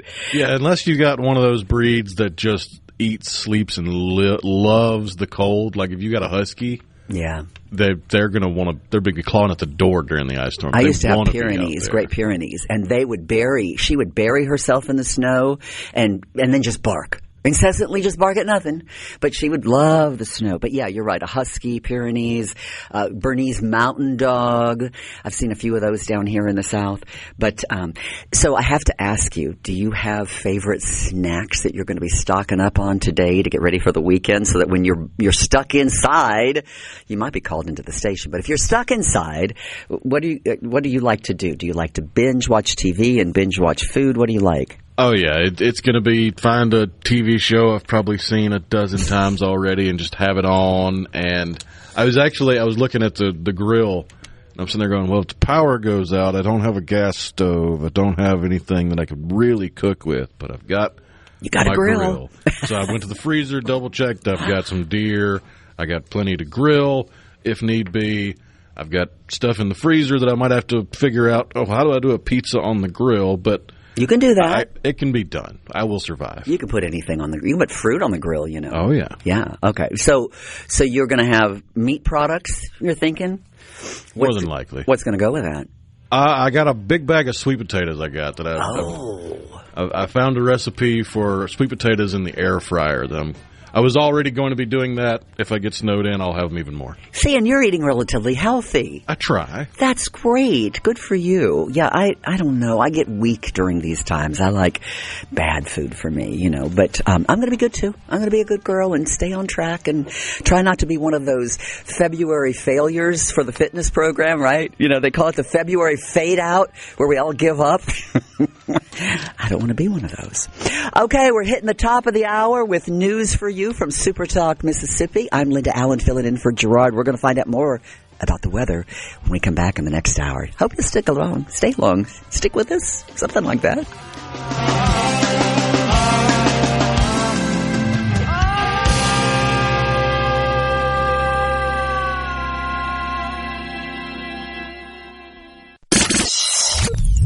Get ready to go beyond the headlines and join a meaningful conversation with people from around the state. You're listening to MidDays with Gerard Gibert here on SuperTalk, Mississippi.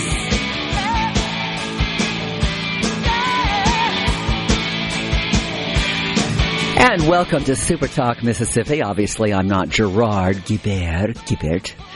Gerard is off today. No doubt still working somewhere, as he always does. It's 12:06. I'm Linda Allen filling in for Gerard this morning, and I'm glad to have you with us. I guess we're kind of into midday now at noon. Okay, you know what it is, folks. We talked about snacks. You got your snacks ready? Maybe your workout. Healthy snacks and a good workout. That might be great for you if you're stuck inside this weekend. Yeah, you've heard. We are facing some potentially severe weather, particularly if you live in northern Mississippi. The universities are now getting ready. I just saw a notice that Delta State has adjusted its schedule ahead of this winter storm that's coming in. And as of right now, in Cleveland, classes online now will start at 12:15 starting today. So if you have a class today, they're not going to have classes on except online. Campuses will be closed tomorrow. Essential services only. So if right now they're telling residential students to leave if they're able to go ahead and leave campus, get out of there, get away from there. They're going to have more updates coming. But so the universities right now are starting to watch this storm very closely. Of course, Starkville, and Oxford. I think I'm having a terrible time. I need more coffee. It's a Thursday and it feels like a Monday. What is it, folks? It's the weather, because I'm already cold. It's already feeling cold. Brad White is with us today to talk a little bit about what MDOT is doing to get ready for this storm. Brad, is it going to be a big one? It looks that way, especially for the northern part of the state, Highway 82 corridor north. I mean, we're expecting there to be a lot of ice, freezing rain in that area. I think the worst case scenario from the last thing I saw, if you drew a line from the city of Natchez upward to the capital city and then on to Columbus, everything on the north side of that line could potentially see a lot of ice. So we began earlier in the week having our maintenance teams get equipment ready, making sure all the materials we would need to try to pre-treat roads, and everything was gassed up, oiled up, and ready to go. This morning at daylight, North Mississippi, we had areas where our maintenance crews were out beginning brining the road, which is putting out a substance that basically helps keep, when water gets on the road, keep it from freezing. Also preparing the bridges for all of that. Central Mississippi, because of the rain we've had down here, you can't put that substance out because it would just be washed away before it could set up and do any good. But hopefully starting tomorrow about 9 o'clock, we'll have equipment out through central part of Mississippi and southwest Mississippi preparing the roadways, and particularly the bridges and overpasses and things like that. But if this storm gets as bad as what it could be, and we see the level of ice and things like that MEMA and others have been kind of talking about, then no real amount of preparation that we do could necessarily make everything safe. So it is important for everybody to be prepared, I think, over the weekend to try to stay home and off the roads as much as possible. Brad, when you're looking at equipment for MDOT, is it regionalized in that it's in different compartments of the state, or do you move things around depending on how bad it is? Well, like with this, we have moved things around. We'll have some of equipment in our District 5, which is capital city back to Meridian area. We'll have some equipment from there going to help support the District 3 that covers most of the Mississippi Delta from Vicksburg up to Cleveland. Obviously, for example, the last time we had some winter weather and the Gulf Coast was covered in snow, we don't keep snow plows on the Gulf Coast. That's very unusual. But we did relocate snow plows from North Mississippi down to the Gulf Coast in order to help take care of that. So that was part of the preparation that we did the earlier part of this week, is making sure that we're not just mobilizing our forces, but that we're looking at our resources as a whole and making sure we're locating them consistent with what the projections and the forecast show. Northerners always laugh at us Southerners when we get prepared like this for something, right. But we really aren't necessarily. MDOT, of course, preparing as best as we can, but on a whole, because we don't have this weather very often, we're not really prepared even mentally for something like this. Right, but it wouldn't be financially prudent for us to have the same type of equipment as one of the DOTs of the far northern states, that fight snow and stuff almost year round. But I do feel good about where we are. We have appropriate resources. We've stockpiled materials. We have some of the best workforce in the state. Our maintenance crews are our first responders. They're the ones. Governor Haley Barbour tells a story back during Katrina that as soon as Katrina passed and they were trying to get the Guard and the Highway Patrol and everybody mobilizing down to the Gulf Coast to get the aid to the coast, it was MDOT maintenance forces that were the tip of the spear, cutting the trees and removing the debris from Highway 49 so that everybody could get to the coast. And so that's what you're seeing out right now is all of our maintenance crews, and they don't do it for the money, that are out there doing what they can to prepare the transportation system in a way that when it gets bad, if a fire truck or an ambulance or other first responders need to get through, that we've done our part to help make sure that the people that need help get it. And I'm very proud of them, and they're kind of the unsung heroes of our agency. How closely does MDOT work with the National Weather Service to kind of – right now Jackson is a huge question mark. The central part of Mississippi, we don't know in that area what's going to happen. We feel pretty confident, as you said, 82, north of 82, we're probably going to see something. The university's preparing because they most likely are going to get hit with this if this storm system comes through. Right. With Jackson being a big question mark, then how much effort and supply do you put toward that right now, not knowing what's going to happen? Well, I mean, this is a team sport, and so Governor Reeves does a good job of everything that's centralized basically at MEMA. But this morning at 9 o'clock, our staff took part in a call where you had the National Guard, DPS, MEMA, and all the other appropriate agencies involved. They're communicating, I'm sure, with the local emergency management people in each of the counties and municipalities that will be in the projected affected areas. So there is a lot of overlap and communication going on to make sure that we're sharing resources and make sure we're sharing information, that everybody's on the same page so that we're working in tandem with one another to take care of the people of Mississippi. So it's a true team sport, and like I said, it's when Mississippi's at its best. One thing that we do well as a state is respond to disasters, because we've unfortunately had our share of them, from tornadoes to hurricanes to ice storms. And I'm real proud of the network of sister agencies that we have to work with to help accomplish that. It's interesting, although it's a little bit of a sideline. When I think about Hurricane Katrina and people will talk about, oh, it hit New Orleans, I always have to correct them and say, no, actually it didn't. The levees broke. It hit Mississippi. And the reason why you didn't hear a lot about it is because Mississippians just pulled up their bootstraps and started working. That's exactly And right. I think that's a testament to what you do. When you look at a storm like this coming through, whether it's a tornado system or whether it's ice and snow, which we're looking at right now, when you face something like that, what exactly is MDOT's role versus these other agencies that you referenced? What do you have to do that is your job? Well, obviously, we're overseeing all the state highways, interstate highways, and all the bridges on that state and federal system.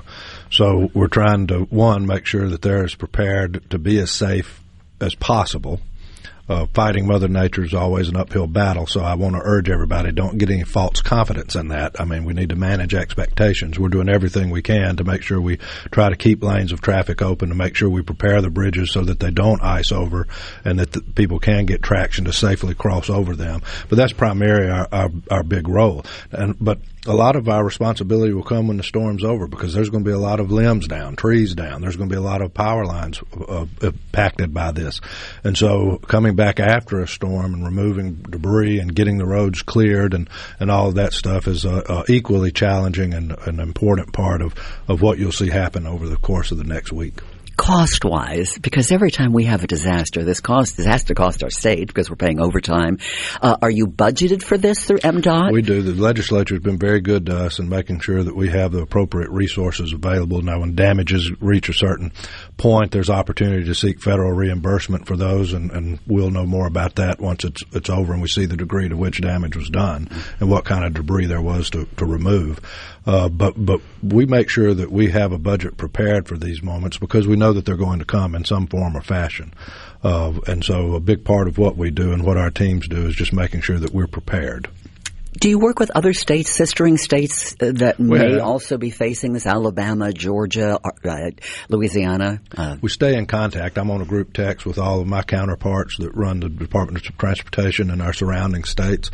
Obviously, if one state is impacted to a great extent and others are not, and there's an opportunity to share resources in the way of equipment and manpower there if needed. Hopefully we won't need that, but we do work together when necessary. We're talking with Brad White right now, who's the executive director of MDOT, about this looming storm that we could be facing this weekend. Mostly it looks like it's going to be northern Mississippi that will be impacted the hardest, but there is a big question mark on central Mississippi and what could happen here. That mixture you talked about that we put on the roads, that is what, sand? It's kind of a weird, it's not salt. Yeah, don't get me to lie. I mean, we do use sand can. We do use salt, and that is components of this. But brine is just some material that once it's put up and it's allowed to set up, it performs a layer right above the asphalt that when the water hits it, it prevents it from freezing.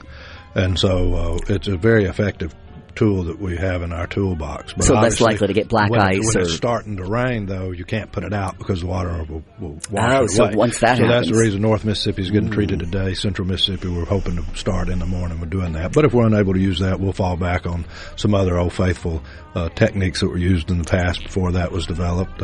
So we'll be one way or the other taking care of our responsibilities. We're talking to Brad White with MDOT. We're going to have more with him and this storm coming up as we continue here on Midday. I'm Linda Allen.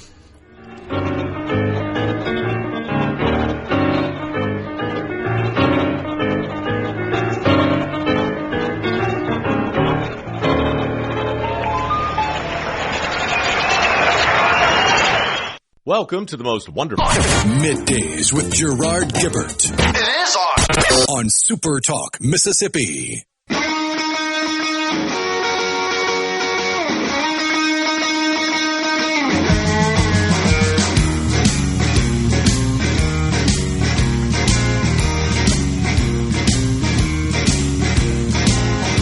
Welcome back to Super Talk Mississippi. I'm Linda Allen filling in for Gerard this morning. It's 12:21. I want to give you an update on Alcorn State. There was a lockdown earlier today because of a threat to campus. It was an email threat that came in, and they issued a brave alert, posting a statement on social media asking students to stay in place. We understand now that that has been lifted. Again, the lockdown that was taking place at Alcorn State due to an email threat, that has been lifted. I'm sure the news department and JT will be following that and have more for us as that develops in case there's more information on that we need to know about. We're talking to Brad White today, the executive director of MDOT. You know why? Because it's snow time in Mississippi. You know, January, February, 1st of March. It's that, you know how it is, right? It's just that time of the year where you never quite know how to dress. You go out in the morning and it's cold and it's 80 by the time you head home in the afternoon. Well, not this weekend, folks, because we are looking at a storm, and if you live north of 82, chances are you're going to see something. MDOT getting ready. Brad, we were talking about what you're doing statewide, and I think we want to also clarify with those that are with us today that there is a differentiation between what you do and what cities do, municipalities. Correct. Yeah. So what city you live in, that will also determine how aggressive they are in preparing for this potential ice storm. Correct. The Mississippi Department of Transportation is in charge of all state highways and interstate highways. So you'll have the county's boards of supervisors that are responsible for the county roads across the state. You'll have each individual municipality responsible for the city streets and bridges within that municipality. Now, we work very closely together and we try to coordinate where we can. But there is a difference in the jurisdiction and who's responsible for what. So we'll cover anything that has a number like I-55, I-20, Highway 49 and all the way down to the 3-number 2-lane highways, but that's where our jurisdiction starts and stops. So if my side road is blocked, I can't call you. Don't call me. That's right. I'm call you directly. You know, I know you work for the state, and there's a state issue with MDOT, but I'm sure that you've seen things that people do that either make the job harder for you or make it easier for you. Do you have suggestions for people? You get stuck on the side of the road. People getting out when they should stay home. I mean, when you get to after dark, for example, you're not going to have ice thawing out or anything. It gets colder when the sun goes down, obviously. And we really care about the safety of our own workers. You don't want our people out at night any more than they have to be out.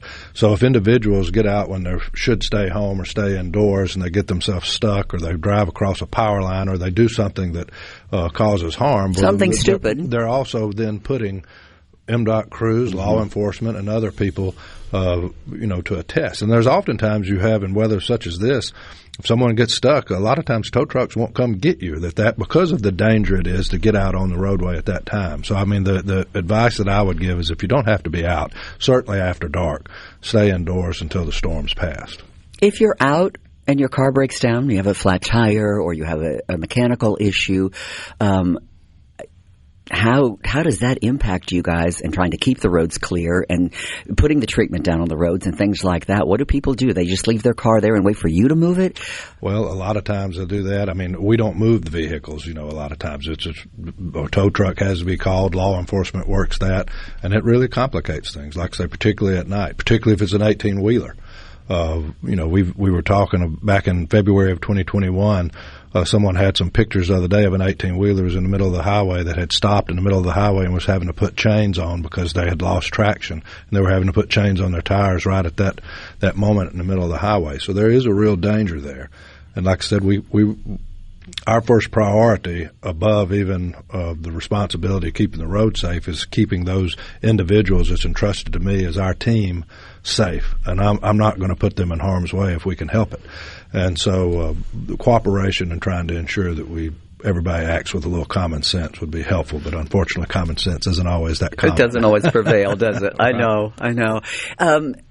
When we look at this storm system, January, toward the end of January, is this a typical time to see something like this in dealing with roads and problems and ice? Yeah, but you mentioned March. My birthday's in mid-March, and I can remember spring break. It's snowing in Mississippi sometimes. So it's kind of like that old saying, if you don't like the weather in Mississippi, hang around, no change.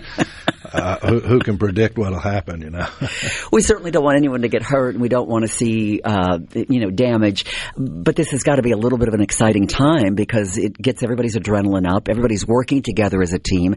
And I guess it's also a test. You can really see how well you're able to work together when you're put to the test. It is. And, one of the sayings that we have around our department is when weather's at its worst, our folks are normally at their best. I can't brag enough on our team of maintenance people and emergency management folks throughout the state.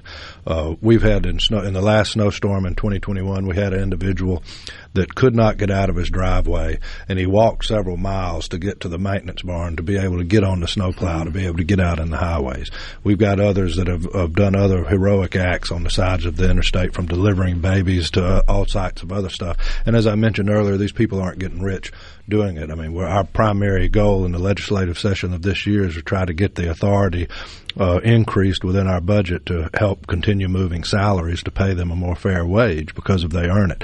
But when weather and times are at their worst, that's when our people are at their best. And that is something that's very reassuring and makes me proud in moments like this, that if there's a silver lining, you're able to see the quality of individuals that make up our department. You mentioned the truckers earlier, and that raised a question for me, too, because we can't always keep truckers off the road. They have to do their job. Right. Do they communicate with MDOT at all? Do you send out warnings? How are they informed about what goes on? I'm glad you said that. We have a traffic app that everybody can access.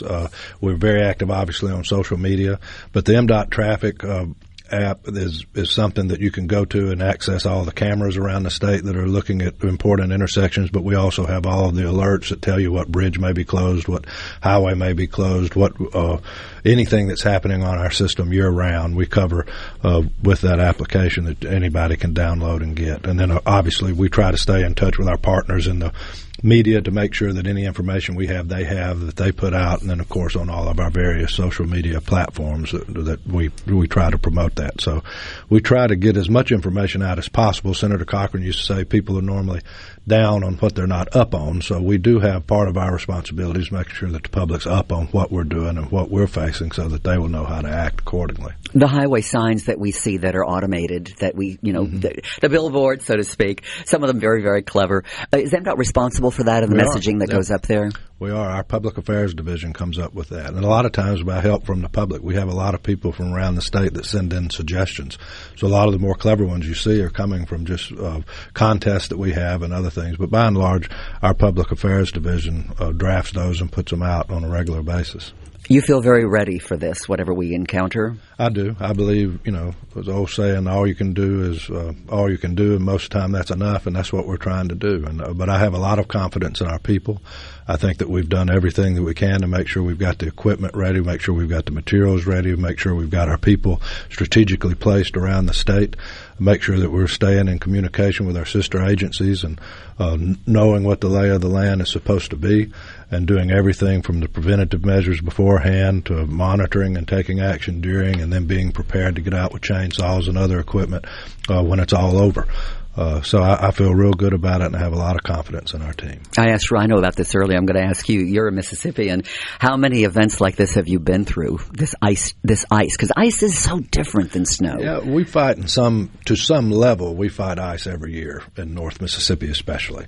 As I mentioned, it was last year, I guess it was, that we had the unusual occurrence of having to send snowplows to the Mississippi Gulf Coast. That's a little bit unusual. Mm-hmm. But the last time we faced anything like this, I feel like I'm pretty safe saying it was back in February of 2021. And of course, at that time, I was in the governor's office and not at MDOT. But it was a rallying cry for all the agencies and emergency responders to come together to try to address the problems that came with that, from busted pipes to down power line. I mean, it's more than just the highways that we're responsible for at MDOT are just a small portion of the things you have to worry about. I mean, your power companies are out in full force coordinating and doing the same thing we're doing, preparing and being ready for the worst and able to help out their customers. What is your greatest fear? Is it the down power lines? What is the biggest hassle when we have an ice storm come through? I mean, you've got down trees, down limbs, power lines down, ice on the road, and people trying to drive out in it. That's the biggest thing that causes us a concern. Because at night, if people can't see, someone out when they're not supposed to be out or don't have to be out, especially someone that's not experienced in driving. A lot of your truckers know what they're doing if they're on the interstate. Mm-hmm. People out traveling a 2-lane highway through rural Mississippi in the middle of an ice storm at 11 o'clock at night, that's not a good place to be if you don't have to be. And elderly too, you know, if your eyesight's not great. Causes the most problems. Yeah. Are you expecting, we expect problems then, so to speak? Oh, yeah. Anything else you want folks to know? No, I just we appreciate the opportunity to serve the people of Mississippi, and we look forward to doing our best to keep the highways and bridges open and safe. Brad White, thank you for joining us, Executive Director of MDOT. I know you've got a lot of work ahead. More caffeine? Would you like another cup of coffee? No, I'm good. You may right need now. it. Thank you. Thanks for joining us. I appreciate it. Thank you for having me. It is 12:31 at SuperTalk. Good to have you with us this hour. We're talking about the weather. Doesn't look real pretty. We'll have more on that coming up as we continue.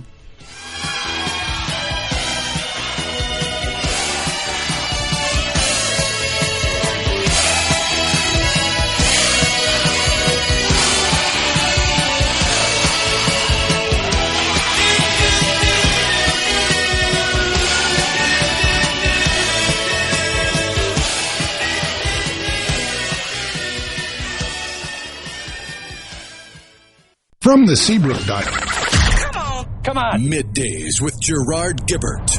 All right, we are back on SuperTalk, Mississippi.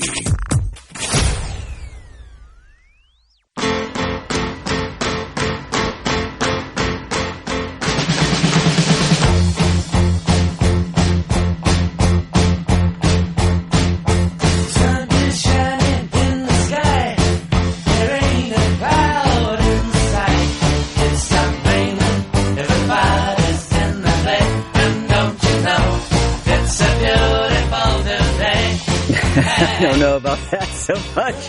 That's wishful thinking, Rhino. A beautiful day, right? It's all in how you look at it, right? It was actually from the all-hit request line from Dan in Hattiesburg. He says, Rhino, I'm trying to stay positive. Can you play Mr. Blue Sky, please? I love that. I think that's great. I think that's a good thing to do, right? We've been getting some tips on how to stay positive. Was that Dan in Hattiesburg, by the way? It was. Yeah. Hey, Dan. I hope we can make your day a little bit more positive.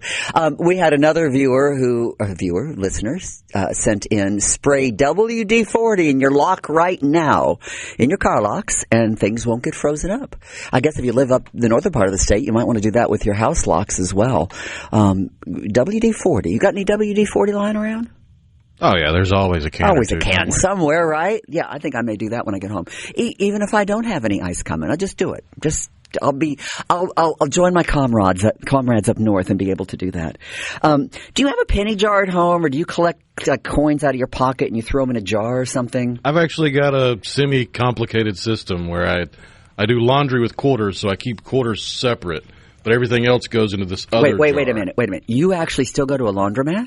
Well, at my apartment complex, the laundry room uses quarter laundry, so yeah. I'm so spoiled. If I had to do that again, I did it so much in my youth, hauling laundry, taking your your panties fall on the floor and it's embarrassing, and you're picking things back up and throwing them back in. And it is going to be an interesting weekend because it's laundry weekend coming up, but it's going to be icy with my walk back and forth to the laundry. So that could be entertaining. No, I don't think so. That doesn't sound like fun at all. But exercise, that gives you exercise, right? Well, the penny's going away, right? Yeah. President Trump decided we're going to get rid of our pennies. So the question is, what do you do with all those coins? And I think this is interesting. You know what Coinstar is? Oh, yeah. That machine you go into, it's in Kroger and other places where you drop your big, I have a gigantic pencil. This is so old. It was my stepfather's. It's a gigantic pencil. It probably had Tootsie Roll Pops in it or something. And it's about, 3 feet tall, and it's plastic. And then the top of the pencil comes off and you just put, it weighs 1,000 pounds. It's ridiculous. And I look so stupid taking this gigantic pencil, going to Kroger and dumping my coins. But apparently it's a smart thing to do. According to a study, a Pew survey, 16% of Americans, they do their payments in cash. Only 16% though. The rest of us, what do we use? We use our cards, right? It's amazing to me. Coinstar converts approximately 3 billion. That's with a B, a capital B. $3 billion in coins a year. The average jar, if I take my pencil full of coins, or you take your little jar, well, you save your coins, except you don't save pennies and nickels and dimes. You need quarters, right? Right. So if you take all those there to convert them, your average jar will bring you about $58 of buying power. That's not bad. $60 for a thing of coins, right? Most of us don't realize, according to the survey, how many coins we collect and how much that they're worth. And we shouldn't consider them as clutter. The Treasury still puts together and puts out about 5 billion coins a year. The figure, though, is dropping. Scrappable metal. That's how we need to start thinking about our coins, that we look at them as just scrap metal and getting rid of that. So, folks, don't throw away your pennies. Don't throw away your quarter. Well, save the quarters for Rhino. If you've got quarters, let's just all start collecting them for Rhino in his trips to the laundromat, because he's going to need them. He's a young guy. He needs his quarters. So save your quarters for them. But that's interesting. $3 billion a year. Let's see. Many Americans, according to this survey, regard both nickels and pennies as more of a nuisance than currency. This is crazy to me. The typical household is sitting on $60 to $90 in neglected coins. In your sofa, in your pockets, in your laundry room, your laundromat. According to this, that's enough to fill 1 or 2 pint-sized beer mugs. You guys can relate to that, right? That's a lot of coin out there. We throw away millions of dollars every year in coins because we just think of them as trash. What is that? I'm fanatical about it. I'm a find a penny, pick it up, and all day you'll have good luck. And they always say that you've got to pick it up only if it's heads up and not tails up. I don't care. To me, a penny's a penny and it's good luck, right? So pick up the pennies and save them. That's worth a lot of money.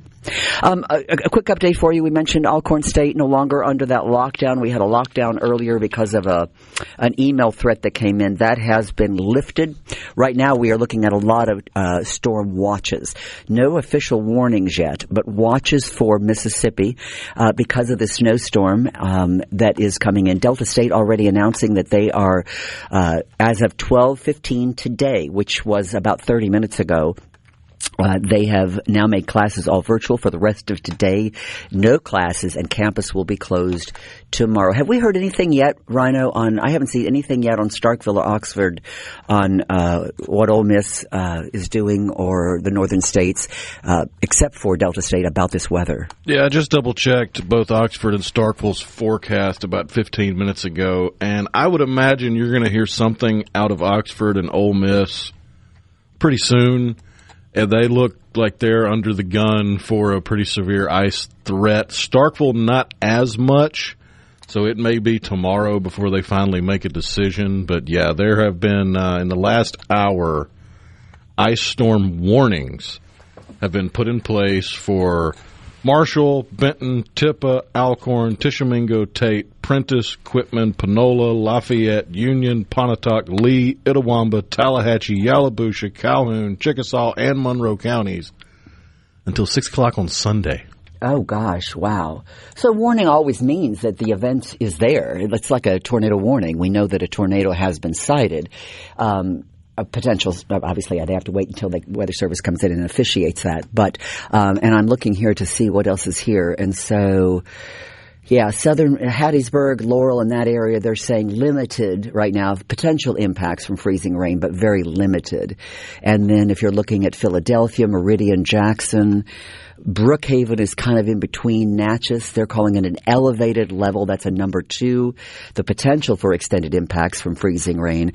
And then the significant level, which is level 3. It's kind of backwards when you think about it. 1, 2, 3, you'd think about it. But if you're level 3, you are the worst. And we're talking about our communities of Yazoo City and Vicksburg, Winsboro, Greenville, Greenwood, Eupora, Columbus. So that's the band right there that we're seeing, that red significant level 3 band of where we're going to possibly seeing this winter storm. And precipitation, as we've been talking about with MDOT and with the National Weather Service, as early as Friday afternoon, tomorrow afternoon. So I guess everybody's getting ready. I'm just really surprised about those warnings, though, because without actually seeing something, usually you don't issue a warning, but they're issuing that well in advance of that. Yeah, they just had a couple more come out. This is from North Mississippi Storm Chasers as of 3 minutes ago. Ice storm warning for Bolivar, Sunflower, LaFleur, Washington, and Humphreys counties until 9 p.m. on Sunday. Oh, gosh. So right now, when I'm looking at the watches and warnings that we're seeing, we have ice storm warnings, we have winter storm warnings, extreme cold warnings, winter weather advisories, and a cold weather advisory. So we're all over the place with this thing. And our neighbors to our right and our left, our east and our west, and a little bit north of us, they're also facing this as well. So from what I'm looking at here, the winter storm timing, the earliest, midnight to 6 a.m. Saturday is the northernmost portion of this. 6 a.m. to noon on Saturday is that Eupora, Yazoo City, Winsboro kind of intermediate area, and then midnight to 6 p.m. on Sunday. So we're looking at starting, gosh, it's just crazy when you start looking at this. Midnight to 6 p.m. on Sunday is that Jackson, Brookhaven kind of crossover area, and then going into Sunday. So I think the thing that's the good and bad about this is that the majority of it will hit over the weekend, which most people don't have to go to work. Most people will be home, which keeps it safer. However, the problem with this is going to be going into the first of the next week. Yeah, if it ices over significantly for certain parts of the Magnolia State, they won't see temperatures above freezing until Tuesday at some point. Yeah, and when I'm looking at this, because we're looking at maybe Louisiana, but mostly Mississippi, most of Alabama is covered with this storm system, and then probably central to northern part of Georgia. This also goes into South Carolina and North Carolina. That kind of shows you the size of this. And when I look at Georgia, the thing that concerns me about Georgia is the Atlanta airport, because that's where, we have the busiest airport. At one time, I don't know if it still is at one time, the busiest airport in the world. And I know in the United States, Atlanta is super, super busy. And if we start seeing ice there, snow they can handle. Ice on the runways and de-icing planes, that's a problem. And that could be a real backup, not only for those of us in the South, but for, you know that old saying, whether you go to heaven or hell, if you live in the South, you got to go through Atlanta, right? And so that could be a real hub problem there in Atlanta. So we'll be watching that to see. And I think, folks, the main thing is, as MDOT has talked about, Brad White was here this hour, stay inside. Don't make it a bigger problem for everybody. And you know what? Do that for your Amazon drivers as well. Just because you're staying home, don't make someone else come in this mess out to your house to bring you what? Well, I'm not going to say toilet paper because we all need that. But if you're just ordering some food because you're too lazy to prepare, folks, do it now. Get your food in now, just in case, right? And hopefully some healthy choices. We're going to bring back Josh Nair, our fitness guy, to tell us a little bit more about how we can make the most of that time. People ask me all the time. Middays with Gerard Gibert. What? This is so awesome. On SuperTalk, Mississippi.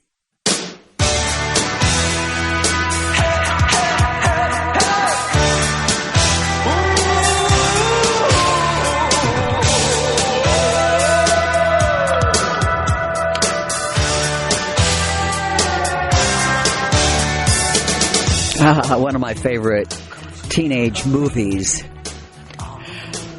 And I love that song. How are you today? I'm Linda Allen filling in for Gerard. Good to have you with us. Yeah, okay, we've been talking about the weather, and I know it sounds like we're not being very positive, Dan in Hattiesburg, but we're trying very, very hard. And in fact, we have found some things to make you feel a little bit better about the weather coming our way. Yeah, it's rainy today, it's damp, it's that cold, bone chilling.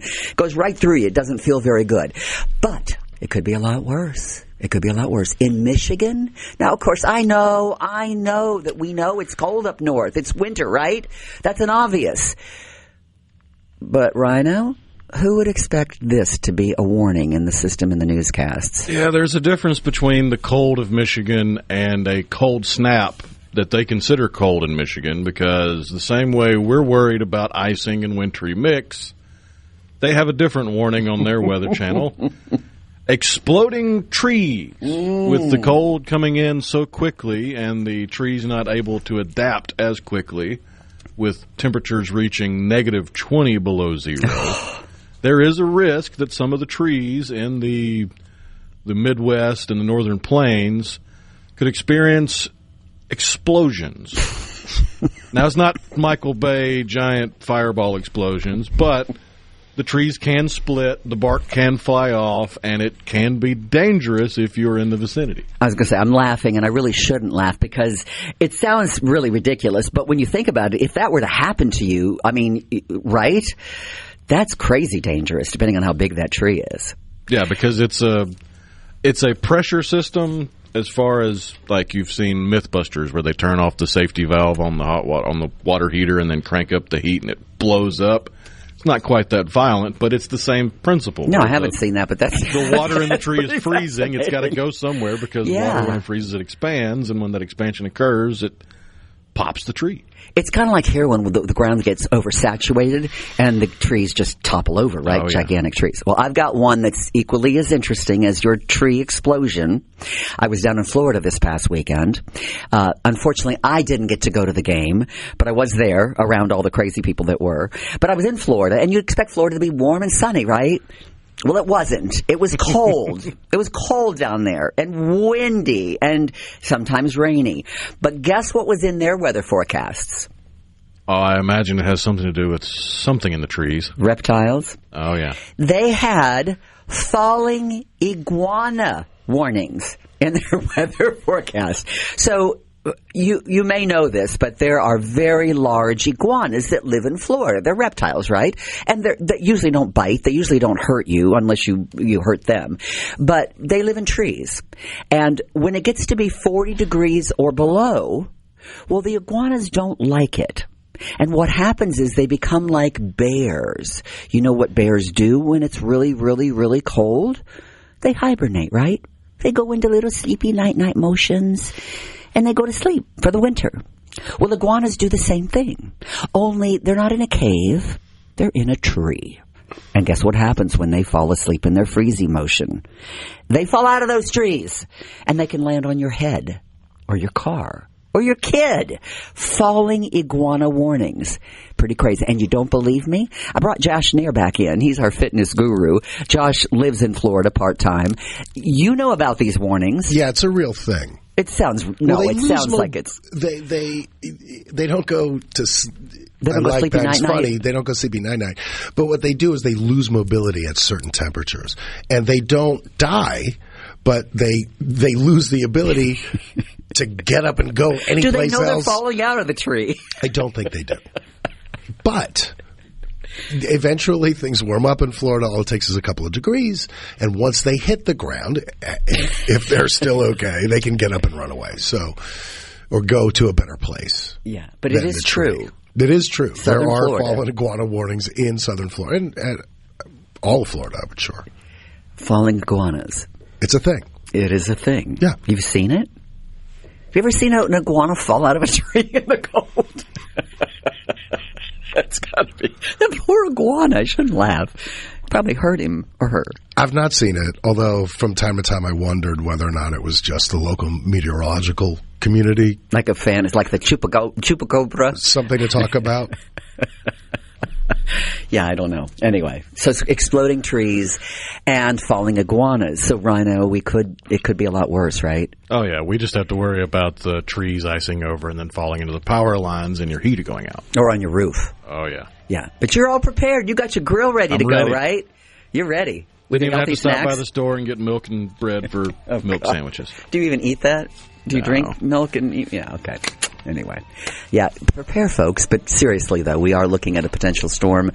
We want to keep you off the road, so the best thing to do is to be prepared. Be a Boy Scout, be a Girl Scout, be prepared, be ready, right? It's just about the top of the hour. I'm Linda Allen filling in for Gerard today. It's nice to have you with us. Stay warm, my friends, and stay positive.